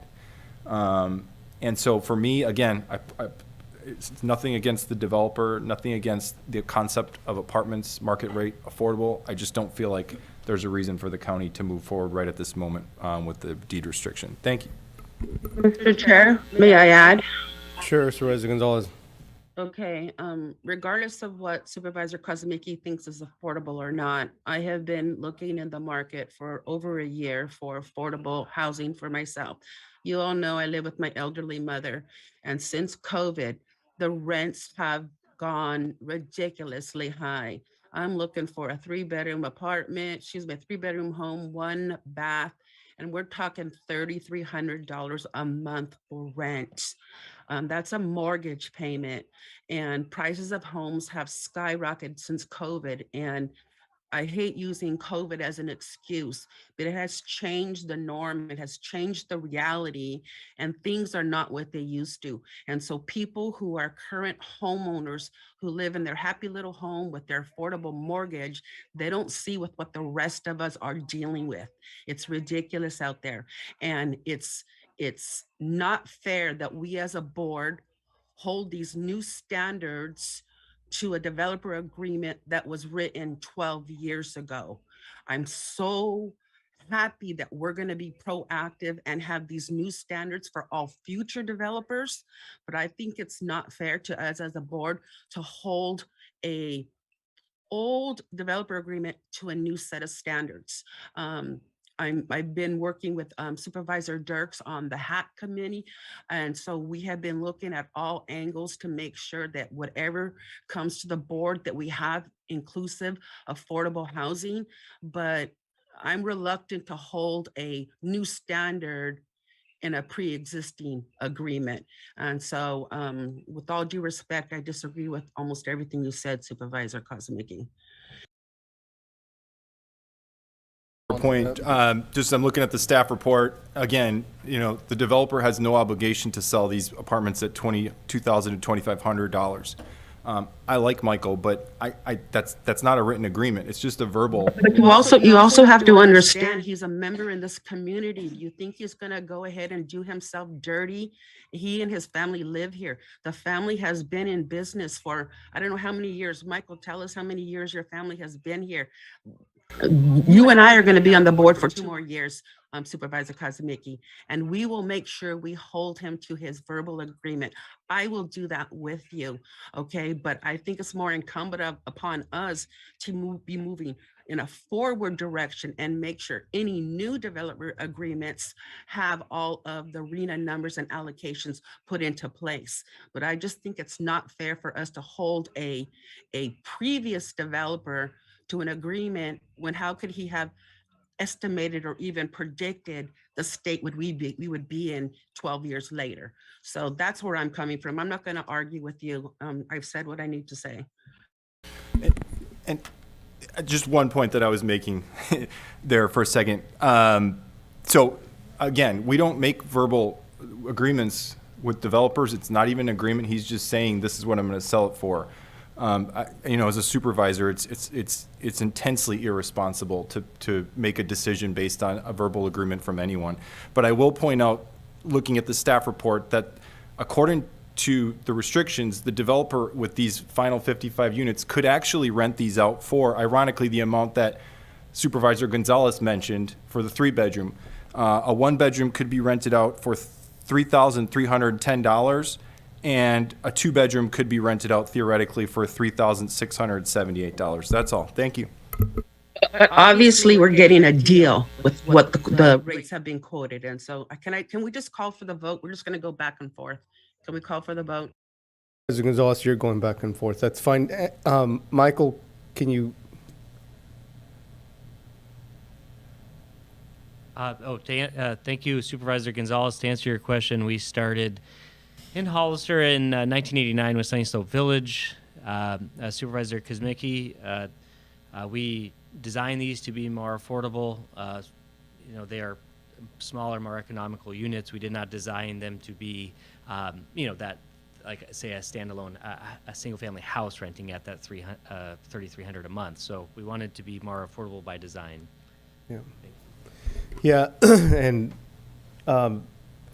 my thoughts ultimately is yeah, these are 55 units that we'd basically be holding against the developer to not, basically what it sounds like, Supervisor Kozmicki, is you want to negotiate now and not agree to this. That's going to delay this whole process. My worry too is that the market reality is always changing, and I don't want anybody to have to pay more than they have to, but life is getting more expensive.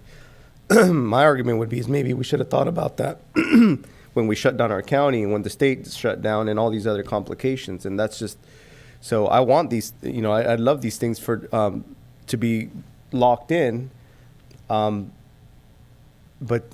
at the end of the day, it's like, if we don't take advantage of it now, then we're basically we're delaying the ability for our residents to be able to take advantage of these and hopefully lock in their own rates, right? So I had a couple questions is, with the rental properties, you're going to do lease agreements, or how is this going to work? Yes. Yeah, so it'd be like a 1-year term? Yes, ideally a 1-year term. Okay, so yeah, then they would be locked into whatever that rent is. They know that their rent couldn't go up. That's correct. The other component is, how are we going to secure to make sure that these properties are actually for local residents? Because I know that, I know that would be hard, but ultimately, that's who they're for, right?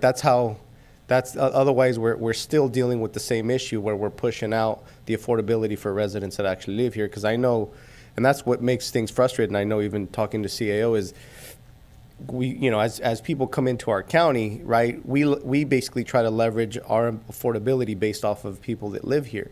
But the reality is we have so many people that live here that don't work here, right? They work out of town, So they can probably afford it more by default, making it easier for them.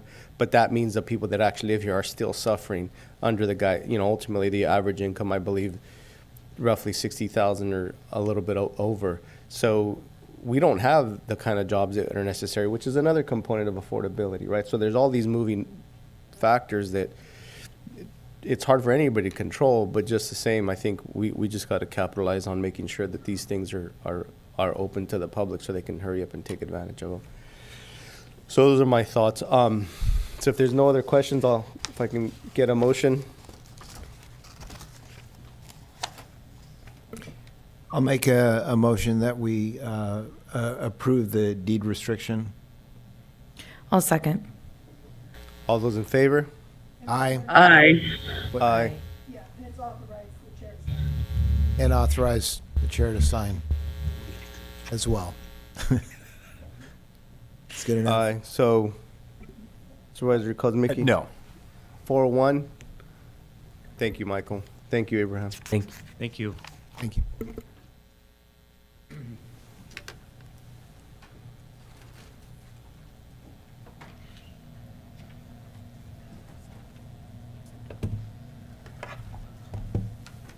Okay, 1.3, Abraham again. This has to do with the expedited permit process for electric vehicle charging stations. Dulce, you want to start? Yes. So Gracie was actually working on this item, but it's an ordinance to comply with Assembly Bill 1236, and it's essentially each county must establish a procedure to expedite and streamline the process for permitting of electric vehicle charging stations. So in 2021, there was also AB 970, which put forth amendments to the previous bill, essentially providing timelines for approval of applications of electrical charging station and specific criteria that would be that the county would create a checklist, and based on that checklist, it would be deemed approved if all the actions, the county has to implement this application to go into effect by January 1st of 2023. So this is essentially an ordinance with a checklist to comply with this, and So for the record, I'm going to read the title. This would be the first reading for introduction, and then it would be considered for adoption at the next Board of Supervisors meeting, December 13th. So for the record, this is an ordinance of the San Benito County adding Article 11 entitled Expedite Permitting Process for Electric Vehicle Charging Stations to Chapter 21.01, Building Regulations of Title 21, Building and Engineering of the San Benito County Code. And then I know County Council did review if there's any technical questions, but essentially this is just the introduction, and consideration, the adoption would take place on December 13th. Okay. Before I go to the board, if we can go to the public comment, please. If participating by Zoom, please press the raise hand icon. There's no public comment via Zoom or in chambers. Okay, bringing it back to the board. Supervisor Tiffany? Thank you, Mr. Chair. Quick question, either for you, Dulce or Ray. Is this what, I gather this is what RCRC was pushing us on getting completed before the end of the year? That is correct. That is we were correct. in the red. Yeah, and we yeah. needed to move to the green. That's right. This is to get us to the green. That's what I thought. Okay. Fully charged. All right. Yeah. Okay, thank you. Mr. Chair, a quick question as well. Kozmicki? So the 2017 deadline, there weren't any repercussions. I think it said something about 2017. Weren't any repercussions No. for that? No, there It's wasn't. just- There was a further amendment in 2021 that Oh, set to the extend deadline. it, and Sorry, basically I it's didn't this actually year. read that further. Yeah. I didn't correct my notes. But thank you very much. Okay, if there's no other comment, if I can get a motion. Move to approve as recommended. I'll second. All those in favor? Supervisor, Chair, could you call for a roll call? Just Sure. Roll call vote, please, Madam Clerk. This is simply a first reading. No, it's still action to make a motion to accept the introduction. Yeah. Dirk, Yes. Kozmicki, Yes. Gonzalez, Yes. Hernandez, Yes. Tiffany, Yes. 5-0. Thank you. On to item 1.4, discuss and provide conceptual direction regarding San County Enhanced Homeless Service Project. Dulce? Yeah, so this is also coming out of our office. So in January of this year, the board conducted a point and count with the homelessness, and we saw a 26% increase from the previous count from 2 years prior to that.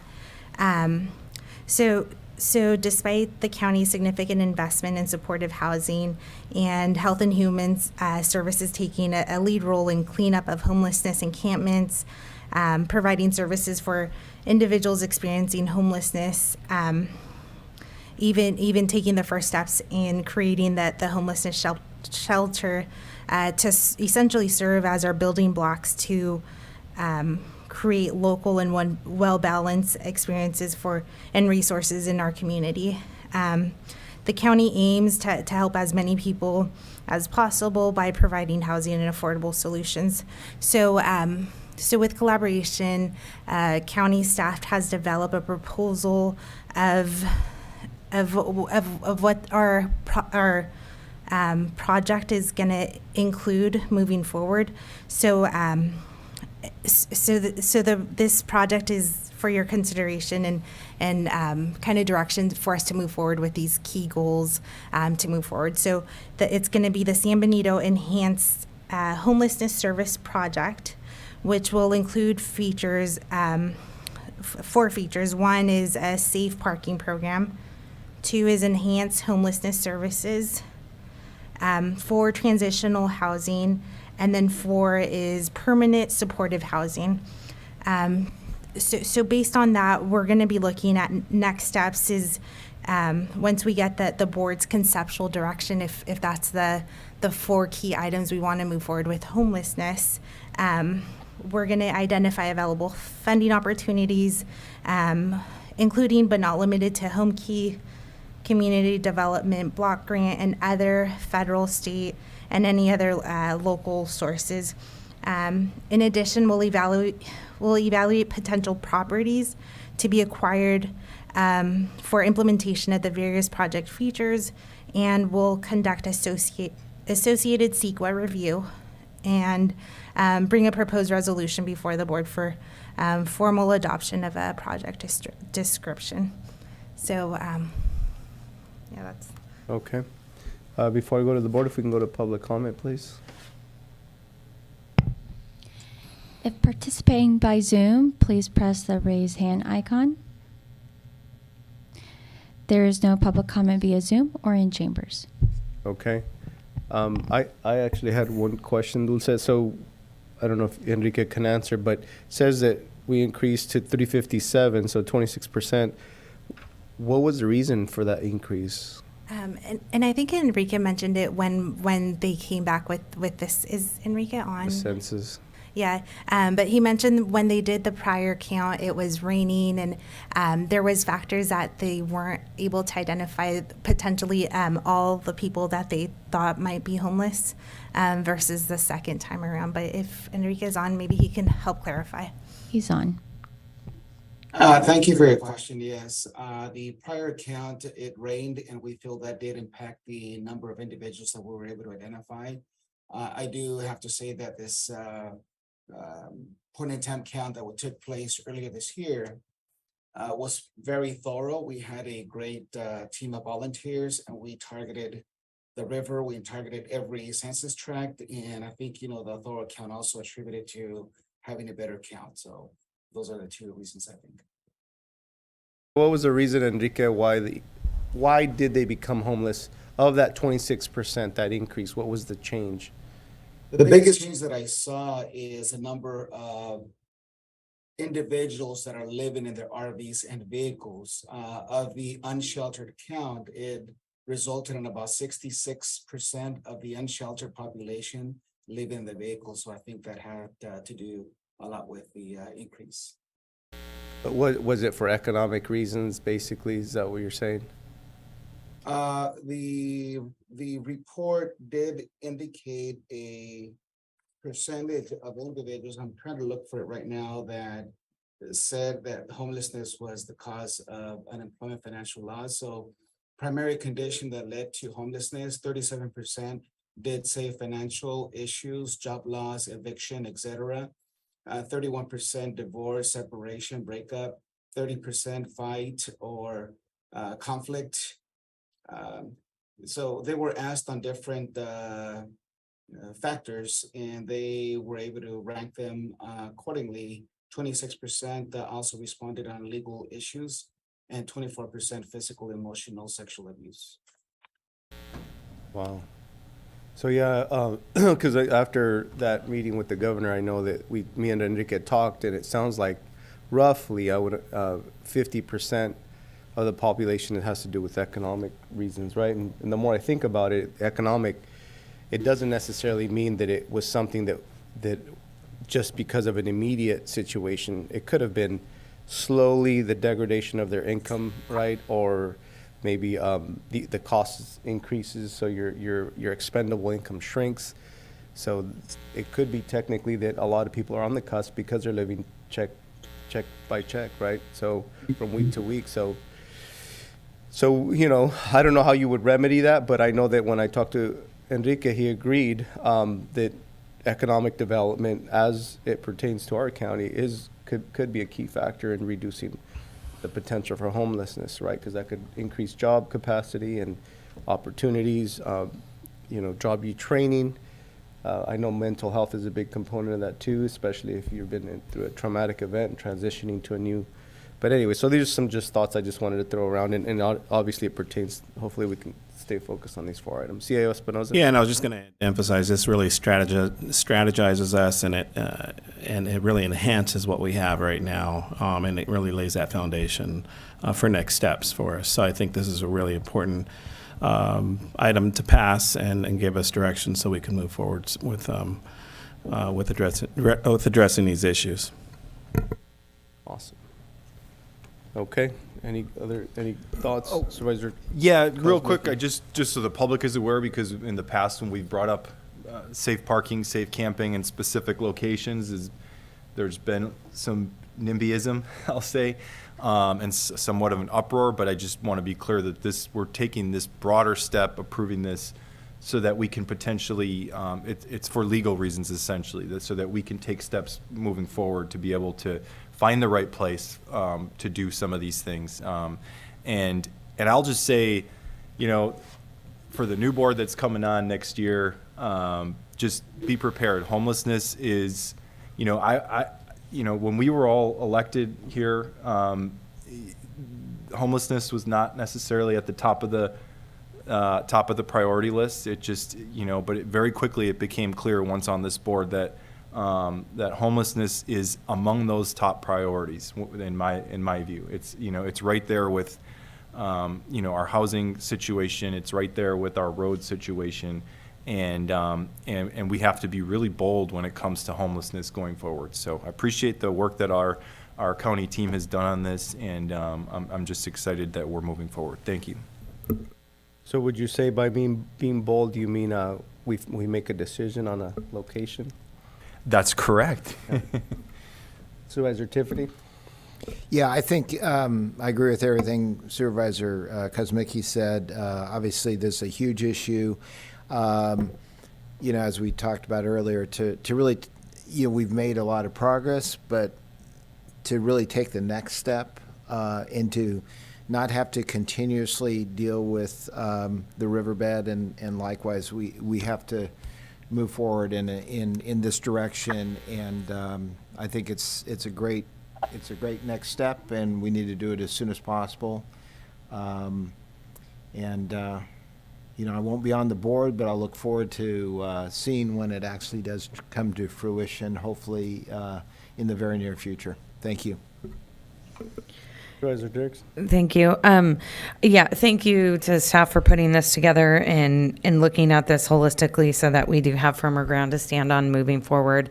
In addition to all the work that we're doing, I think it's also wise for us to point out that we do need the City of Hollister's support and partnership in this, and hopefully with new leadership, we'll be able to get that support and partnership and move forward in a way that makes sense together.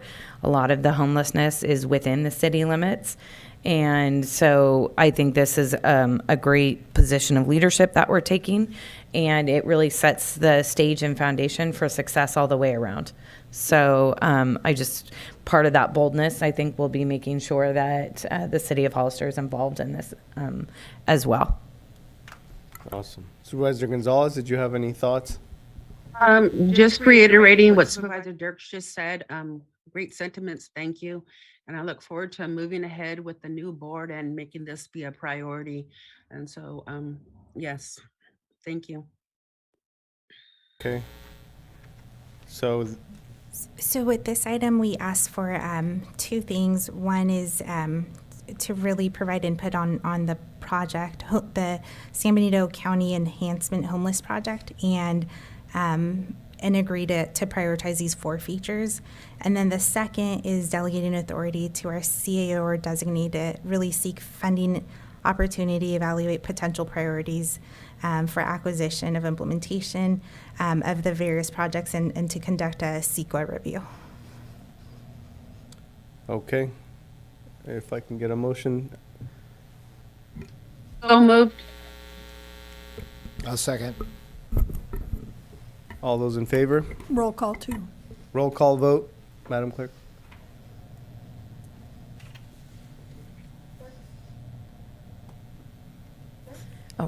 Yes. Your mic is on. Yeah. Go ahead. And that's, just to clarify the motion. It was just Just- as stated. Yeah, but it's accepting the project's features and delegating authority, the proposed project features. As stated. Yeah. Yes, thank you. Dirks, Yes. Kosmicki, Yes. Gonzalez, Yes. Hernandez, Yes. Tiffany. Yes. 5-0. 5-0. Thank you. Okay, on to item 1.5.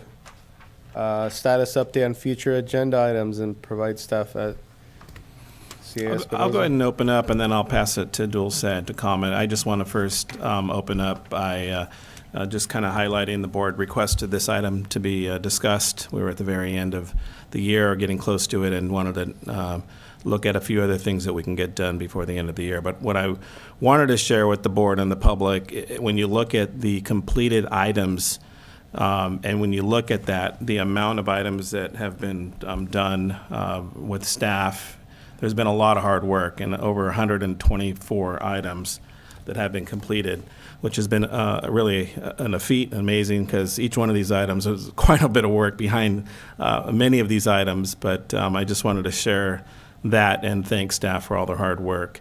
In this tab, typically we don't highlight during each meeting, but we went ahead and thank goodness we've been keeping a running tally of what we've been doing. So I just wanted to first thank the employees and staff for all their hard work. So, Dulce, do you want to? Yeah. So, approximately a year ago, we began tracking through the spreadsheet all the staff, all the requests coming from the board. And as like Ray mentioned, as soon as an item would get completed, we'd move it over to the completed task. So, of those, I just want to highlight a few projects that were completed this past year. So the commercial tax sharing agreement with the City of Hollister. Moving the in-house janitorial services within the county instead of contracting out. We had the microprize home enterprise operation. It started as a discussion, and the board did adopt an ordinance for that. Really prioritizing roads and discussing priorities. And then the River Park groundbreaking ceremony was also on the completed list. But if they could share my screen on. So attached to this item, you'll see an Excel list of pending items pending. The ones that are highlighted in blue are related to housing. Abraham mentioned earlier that the affordable housing ordinance, where we set the in lieu fees as well as amending the affordable housing ordinance, will come before the board on December 13th. But the other ones that touch housing, it has AUDs, revamping the mobile home ordinance, farm worker housing, discussion of COG workforce housing, state regulation, and also housing policy with the whole board. We can combine those into one item where they get addressed through the housing element update, which RMA will be bringing forth in 2023. We don't have an exact date yet, but so that's one of the recommendations, to combine these.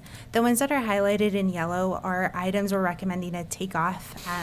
That includes the biker rally. There was recently a measure that the people voted.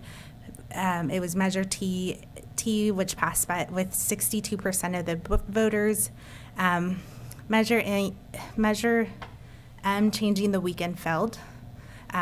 So there is that one. We also recommend moving off the San Juan/Hollister Road vacant, and then the impact of redistricting on commissions and boards. That was the recommendation of removal comes from redistricting would not affect any of the current commissions. But if you look on this side, we've added notes on when these items are coming forward to the board, and we've reached status update on just about all of them. And then also another recommendation we're making, instead of having a monthly roads update, if we could change that to a quarterly update, but the next update will come before the board on December 13th of 2022.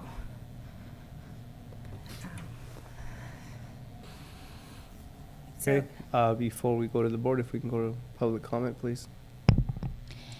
If participating by Zoom, please press the raise hand icon. There is no public comment via Zoom or in chambers. Okay. Supervisor Kozbicki. Yes, thank you, Mr. Chair.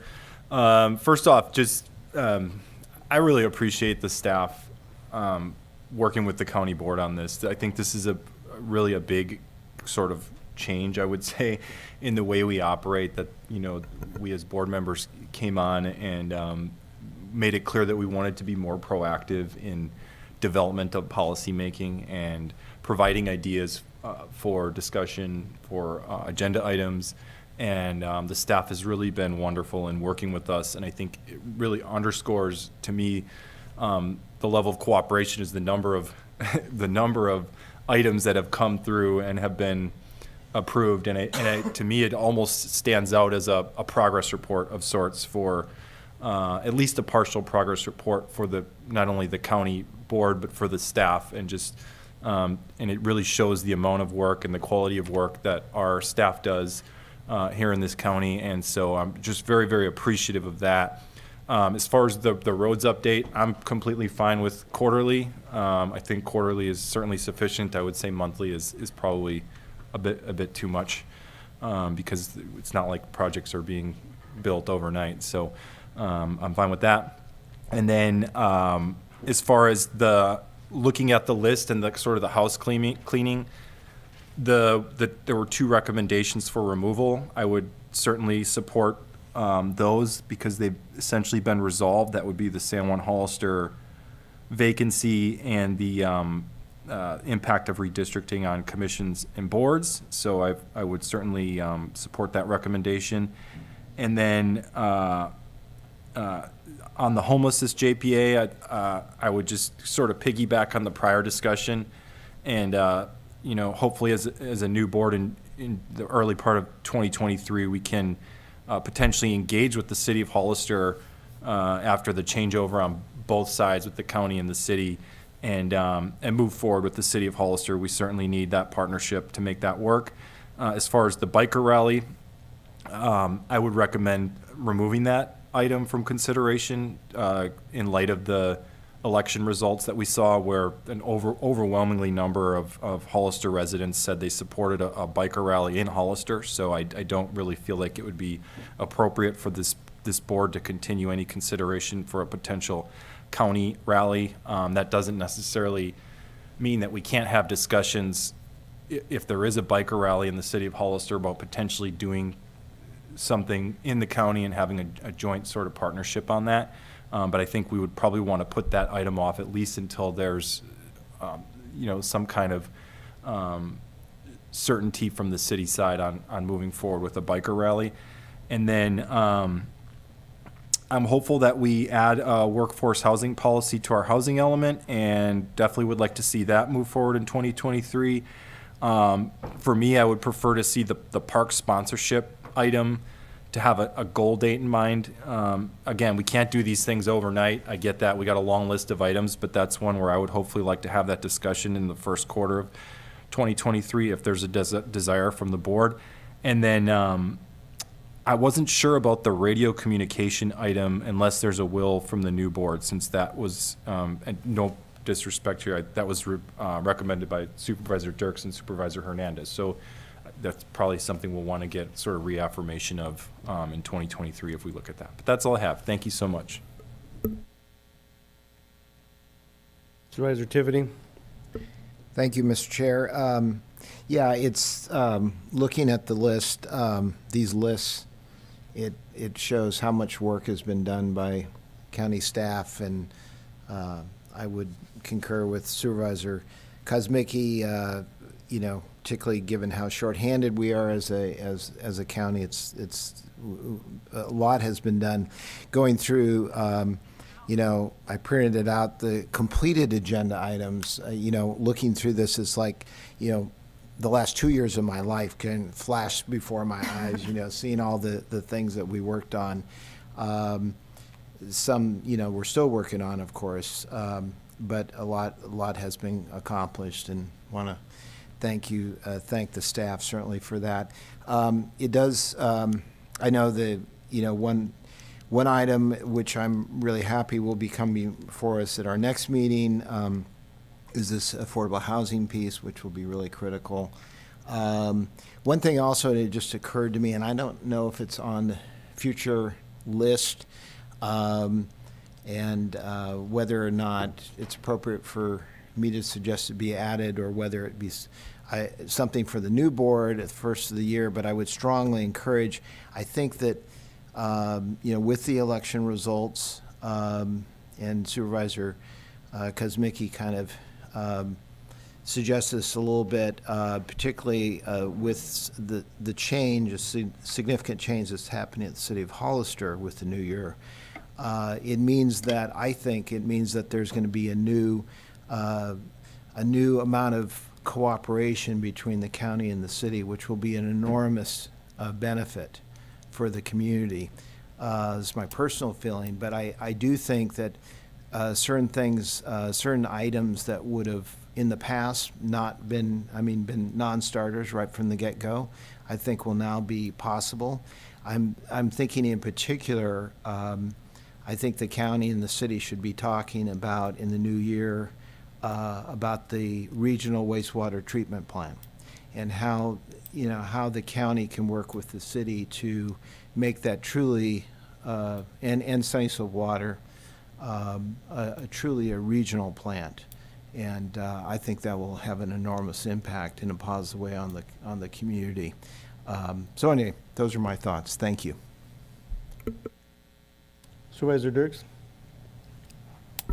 Yeah, I agree with everything that has already been stated to some degree. I am going to continue to advocate, and if I have to come back during public comment, I will, about the communication piece, because I want it on the record that I've asked for this multiple times to come forward over the year that I've been here. This is a safety issue for this county. if we have some sort of disaster or emergency, we are going to have a real problem.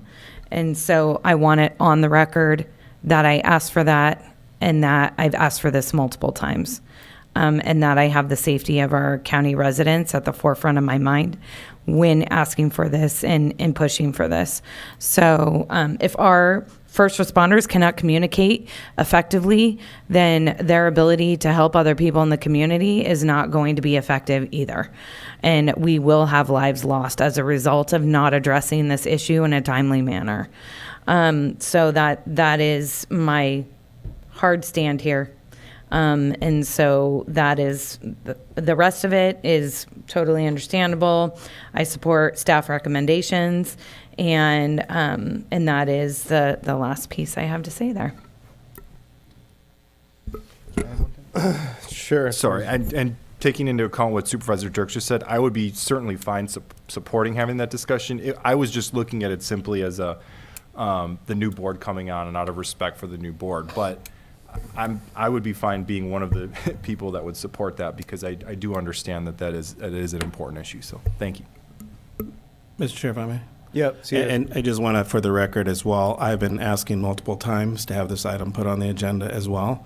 So I will continue to do that and work with our staff to get this on the agenda. Okay.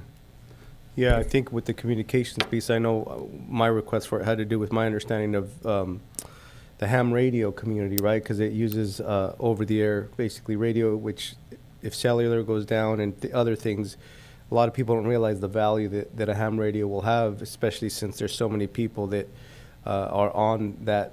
There's a specific signal that the ham members are communicating, and a lot of them are certified, right? Which is Community Emergency Response Team, and then they also are first responders themselves, or they're even involved with search and rescue, South County. So there's a lot of assets that are ready to be deployed with right communication, but obviously that communication has to exist. That's why we actually used some of, I believe it was the ARPA funds for getting radio communications for the community, so that they had ham radios accessible to them, and for people that wanted to learn how to use ham radio, because I know I have one and I have my own call sign, and it just creates such an opportunity for communications when everything else is down. So my only other thoughts, along with what is kind of mentioned, because I know that we've historically gotten into kind of a little bit of a like smorgasbord of items, which obviously there's a lot of good stuff that could be done, should be done, but it's hard to organize it, manage resources, staff. All that to be said is I really do believe there should be a beginning of the year strategic plan, and try to lay out these agenda items into that plan, so that way you're knowing, basically feasibility of implementation. So, I know the strategic plan just kind of creates that yearly that yearly game plan for you to know where these things fit in. And it'll also, I think, prioritize certain things, right? So that way you make sure that they're, you guys, we've already done a good job, the county has, with making sure that the strategic plan is actually in our agenda, right, with the outline of it. And I'd like to see that come full circle with even future agenda items. CEO Espinoza, you had some thoughts? No, just to reemphasize, we've already started working on our board retreat for next year, and this is one of the items that we want to put on the agenda, is addressing kind of what the board's vision will be, tying that into our strategic plan and updating the board. We have one more year with that, but we wanted to just bring that to our to the new board, and really kind of emphasize kind of where we're at and making sure we're still on track with the goals. Yep. Yeah, and then just my final thoughts has to do with the culture assessment. I know it was intended for employees, but ultimately I believe obviously us as supervisors fit into that place with trying to ultimately be the ones that provide direction and give policy direction. So all that to be said is there's a decorum or a mode and form on how to move forward unified, right? We all have our independent opinions, which I completely value. I know that that's how you get better, when you get challenged on what you believe and ultimately figure out how it means to apply practically. So that to be said is I believe firmly that there needs to be a follow through with that expectation of the governance handbook and vetting that out, make sure that is part of the conversation starting off at the beginning of the year for the brand new team, the brand new board, so that they know ultimately, there's got to be basically a lane that each of us as board members can go through, knowing that we're not overstepping our authority, or even to a certain extent, even if we have the authority to do it, there still should be right protocol to try to manage expectations and good relationships. Right, we can't have that if we start to do things outside of what we, even if we think it's right, maybe there's a better way of doing it as far as engagement, so that we have that unity amongst the board, and being able to agree to disagree and move on. So I really believe that we need to make sure that that's a big part of it, is the governance handbook. So those are my final thoughts. Anybody else? Oh, Supervisor Gonzalez, of course. Yes. I was just waiting for you to finish. I want to reiterate what Supervisor Tiffany had said, that making the Hollister waste water facility a regional entity, and pulling in the JPA and doing all that LAFCO should have done when this project was approved. But I also want to make sure moving forward that we begin working with the county, with the city of Hollister, now that there's a new mayor and I think a more open, broad city council. I'm hoping that we can work collectively and in collaboration, and I see so much that can get done in the next 2 years and into the future. And so that's it. Thank you. Okay. I believe we have direction. So this is just direction, right? We're not making a motion. So Thank you. Now we go to. Do you want to go to closed session? Because it's barely 11:30. Yeah, you want to try to do consent? Can we try to do consent? I don't know if my fatigue level is going to be able to hold off until the afternoon. All right. So we have time. Let's do consent. First, if we can go to public.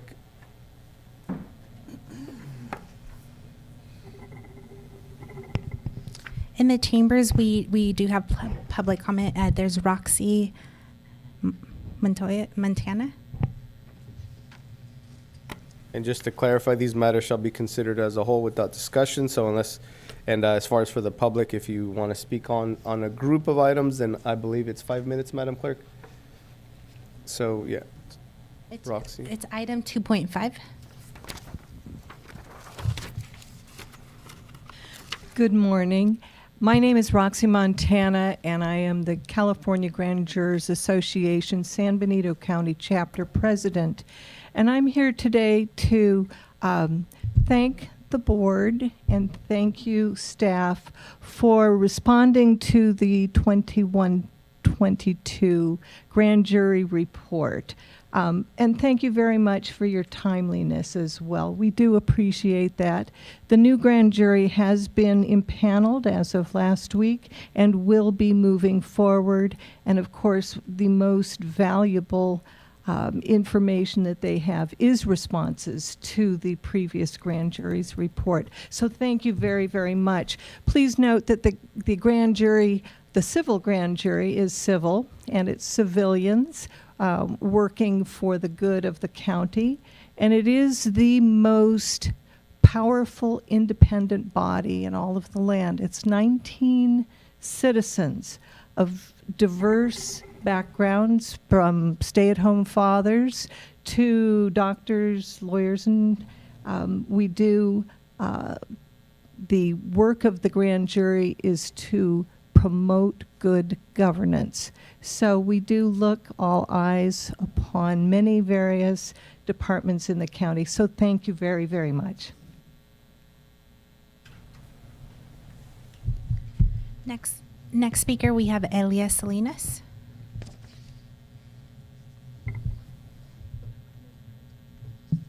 Thank you. I too am speaking on the grand jury report. I think it's 2.5 or 2. Yes. 1. It's 2.5. Okay, so Ms. Montana was very gracious on your response, and I'm going to be the opposite because I see that the recommendations that were done, your answer is, and I truly hope that each one of you read the grand jury report and that you each literally agree with the response and you've read this and you all 100 approve with this, because basically what you've done is nothing. What the grand jury report states, what needs to be done, what has failed to be done, the response from the county is, well, we implemented that in 2009 and now we're going to make sure that it gets done. Well, are you saying that it's been getting done since 2009, but the grand jury report says it wasn't being done? Cronyism, the fact that there's retaliation, exit interviews, like, no, it's not necessary to do an exit interview. Well, when you're doing an exit interview, you know what you get. You get the reasons why these people are leaving. Now, I know you've got these things that people are leaving all the time because they're going to get a job somewhere else, but these were people that really had something serious to say about what was going on within behavioral health. It's the software system. It said you had a software system. Oh, we're going to start using it, and now it's done. All these things that failed the grand jury report's questions and have gone before you, and then you come and you say, oh, there's no problem. Oh, we're not going to do it. We don't see it. We don't agree with you. And other things. Oh, we agree with you. And what it is, well, so-and-so now is going to take care of it, and so we're not going to have this problem anymore. This is not the first time that the grand jury reports come forward specifically with the behavioral health, the problems. It continues. And why does it continue? Because of management. Management is the issue because no one's paying attention. Granted, Alan left the department, but you still have people that are under Alan that were there with him, and they're still part of the problem. I'm hoping that you're going to get a new person to come in and take charge and clean it up. Right now, it's been on the CAO to go in there, and the man has been spending hours and hours out there trying to help it, and yet you come back with a report that, oh, it's okay. Well, no disrespect to the CAO, but that's not his job to be out there, but he's trying to clean it up, and now it looks like the county is saying, don't worry about it. There's nothing here. Move on. Thank you. If participating via Zoom, hit the raise your hand icon or the *9 if on phone. No comments via Zoom. Okay, bringing it back to the board. What items would you guys like to consider discuss? Oh, the polling. Yeah, 2.5, 2.9, please. Okay. Supervisor Tiffany? I'm good. Okay. Supervisor Dirks? Okay. Oh, yeah. Supervisor Gonzalez? Yes, I had wanted to pull 2.5, so thank you for pulling that, Supervisor Kosmicki. All right, so can someone make a motion for other than 2.5 and 2.9? I'll make a motion that we approve consent items, all consent items other than 2.5 and 2.9. I'll second that. All those in favor? Roll call, please. Aye. Oh, roll call vote. I apologize. Madam Clerk? Turks? Yes. Kosmicki? Yes. Gonzalez? Yes. I know. Hernandez? Yes. Tiffany? Yes. 5-0. 5-0. Thank you. Item 2.5, Supervisor Kosmicki. Yeah, just a quick question. I mostly agree with the recommendations from the county. I was just curious, goes without saying, I'm not an HR professional. I'm just curious about the commonality of exit interviews and which is mentioned for the behavioral health department. I'm just wondering, is that a normal practice to do that? Is that half and half? I'm just wondering why the recommendation, I guess. I'll invite up Henny Ring, our HR manager. Good morning, Chairman, members of the board. So I guess how I would describe it is we will be working on some sort of exit interview county-wide. I know that behavioral health is doing some of their own just to understand a little bit why people are leaving. It's not formally or adopted by the county as a whole, but it is something that any department can do an internal exit interview if they want to ask questions. I don't oppose it. It's actually valid, and there's information that we can ascertain from there to see what can help going forward. Have we developed something formal just yet? No, but it's in the works. So. Okay, and is that something that because I think that's great insight. I don't know if it's necessary to potentially add that into the response, or if we're okay moving forward with the understanding that we will be addressing that concern in a broader context. I believe in a broader context it would be okay. It's better when we kind of have a standard. It's just helpful because then we were kind of asking the same questions. There's no somebody's not stepping outside of the box or any of that sense. But we just haven't formulated it yet. We haven't gone that far. It's in the works. Again, this is 6 months for me. Yeah. So and you're doing a great job. Thank you. I'm trying to address the things that we need to address right away. Mostly is staffing issues. So. I'm satisfied with that. Thank you. Yeah. Okay. Supervisor Gonzalez? Yes, one of the reasons I had this pulled is I agree with the speaker, Ms. Salinas, and I believe the exit interviews should be a requirement of the county. I wouldn't call myself an expert in HR, but I taught it for 4 years at Hill College.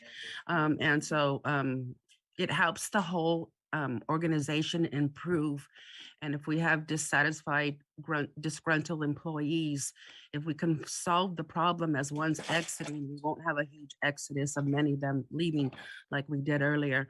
And in January, I made a statement for the state of the county address that I said as supervisors that if we are not part of the solution, then we are part of the problem.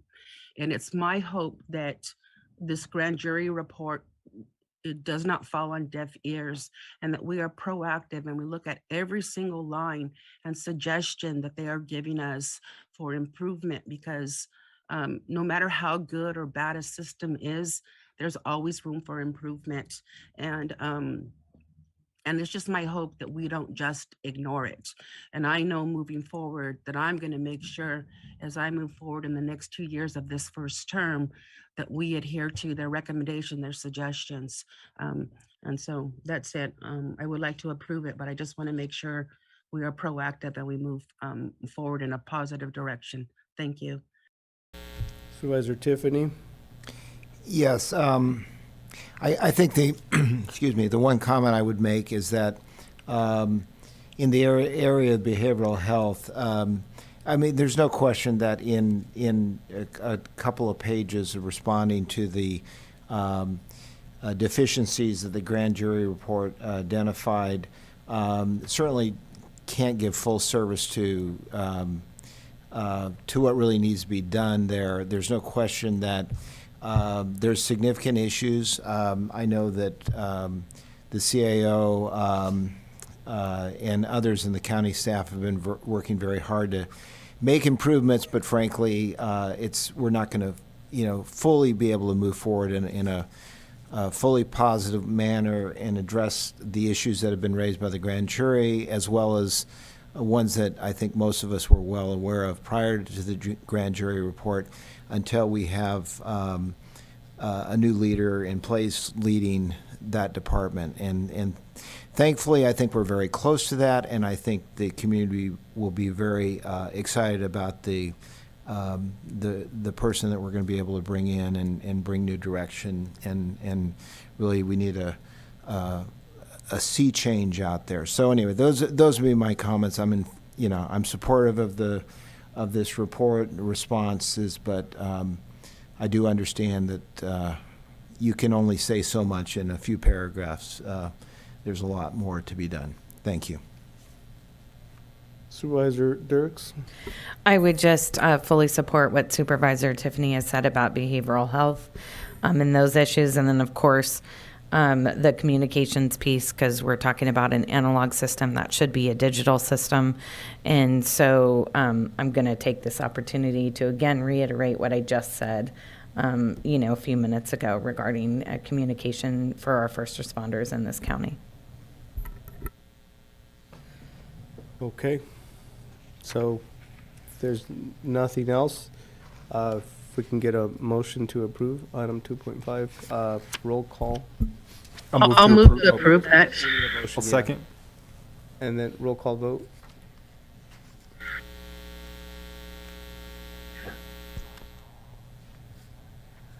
Dirks, Yes. Kosmicki, Yes. Gonzalez, Yes. Hernandez, Yes. Tiffany, Yes. 5-0. Thank you. Item 2.9. Just another quick question. So this is the IT upgrades. This is really exciting for the county, much needed. Just want to see if we can explain, just for transparency purposes, why we wouldn't go out for an RFP on this particular item, just because of the larger dollar amount. Yeah. Thank you. So in the report, it actually does talk about a VAR, and that is basically a value-added reseller. We've actually gone through the RFP process to actually move forward with the VAR. Basically, the VARs receive additional credits or reductions in cost for purchasing of products. So that's typically why we stay with a VAR once we go through a process, an evaluation process of different vendors. So we went through the process, and KISS is the actual one that won the award. So that's what we normally typically go through. So I hopefully that answers your. Yeah. Thank you. Yeah. Okay. And since it was Paula, just going to mention, it's mentioned in the background, but this was Supervisor Gonzalez and myself as part of the ARPA ad hoc. We earmarked $1 million for IT improvements, and this $500,000 is coming from that $1 million step. That's right. And let me just ask, just remind me, the other give or take 500,000. Where do you see that going? Well, as you recall, we actually moved in Brian, so we were going to be compensating him with the broadband portion of the work that he's going to be doing, as well as addressing other needs. Technically, this is not going to cover everything, so there's still going to probably be some more products and technology that needs to be purchased as well. Okay, thank you. Okay. So if there's no other comments, Supervisor Gonzalez, did you have? I just wanted to. I was going to repeat what Supervisor Tiffany had mentioned. I was questioning if it was in addition to the $1 million from the ARPA funds, but the question was asked and answered, so I'm fine. Thank you. Thank you. All right, if I can get a motion for item 2.9. I'll move to approve as recommended. Second. Okay. Roll call vote, Madam Clerk. Yes. We need an upgrade on those microphones. Yes. Battery powered. Yeah. Dirks. Already said yes. Kosmicki. Yes. Okay. Hernandez. Yes. Tiffany. Yes. Gonzalez. Yes. 5-0. Thank you. 5-0. So now on to closed session, County Council. Actually, before we go to, after that, we go to public comment. Okay.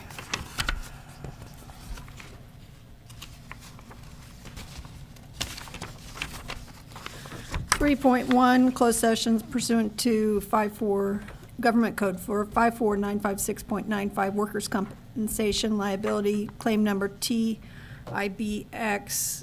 600096.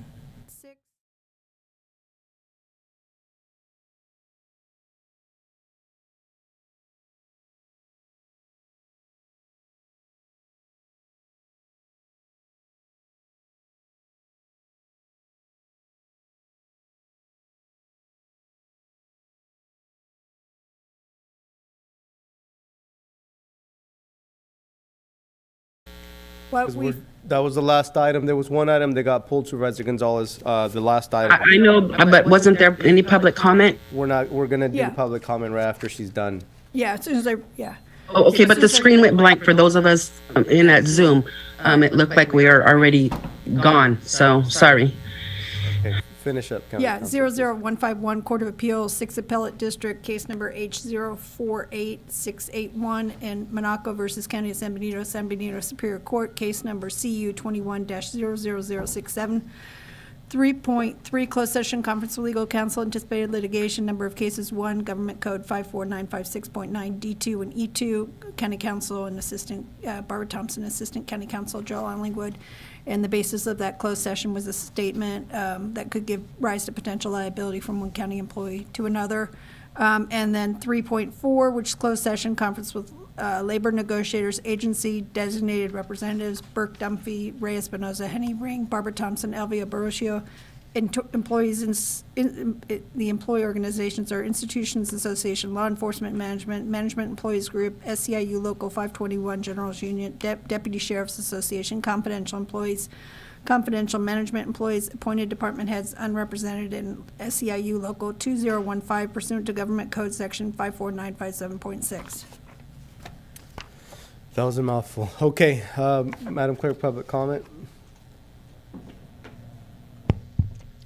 If you would like to speak, please provide a speaker card, or if participating via Zoom, hit the raise your hand icon. No public comment. Okay, so 11:52, about an hour, maybe, probably more. All right, well, thank you, everybody. We're off to closed session.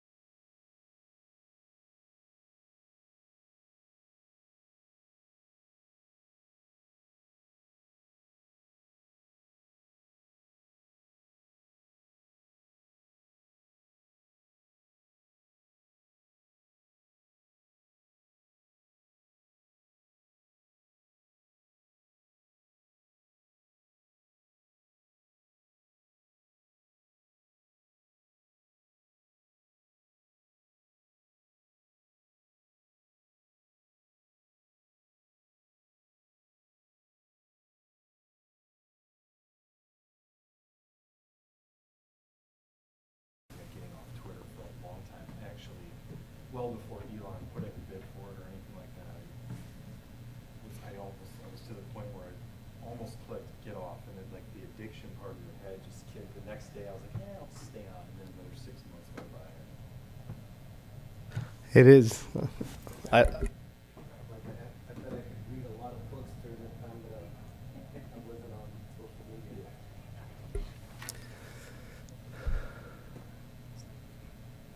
Let's wait for county council.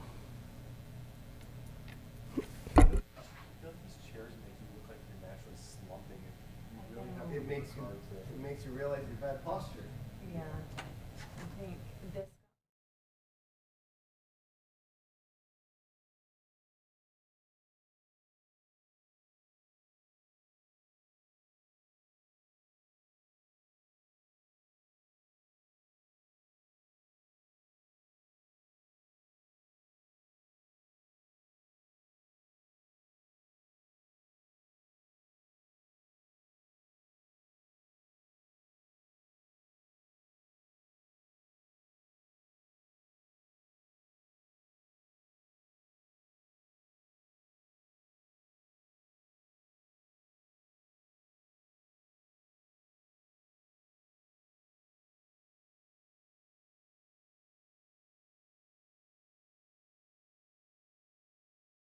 County council, if you wanted to report out. No reportable action. Okay, and if it's okay with the board, I actually got a little message sent to me. It's very short, but it's about Gilbert Perez that kind of puts things in context a little bit better. So it says, Gilberto Perez first learned to repair TVs at City in Gilroy.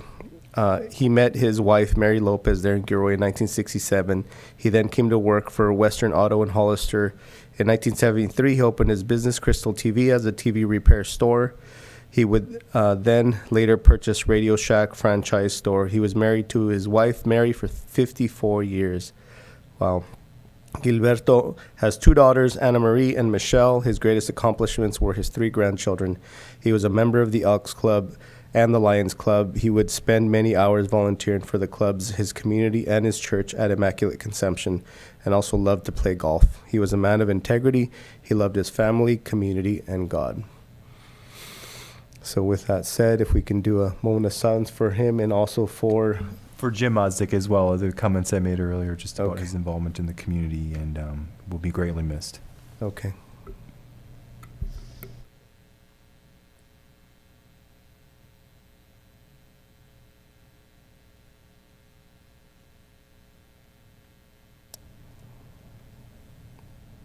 Thank you. All right, guys. So it's 2:24. Can I get a motion to adjourn? Also move. Second. All those in favor? Aye. 4-0. Happy Thanksgiving, everybody. Yeah, happy God bless. Thanksgiving.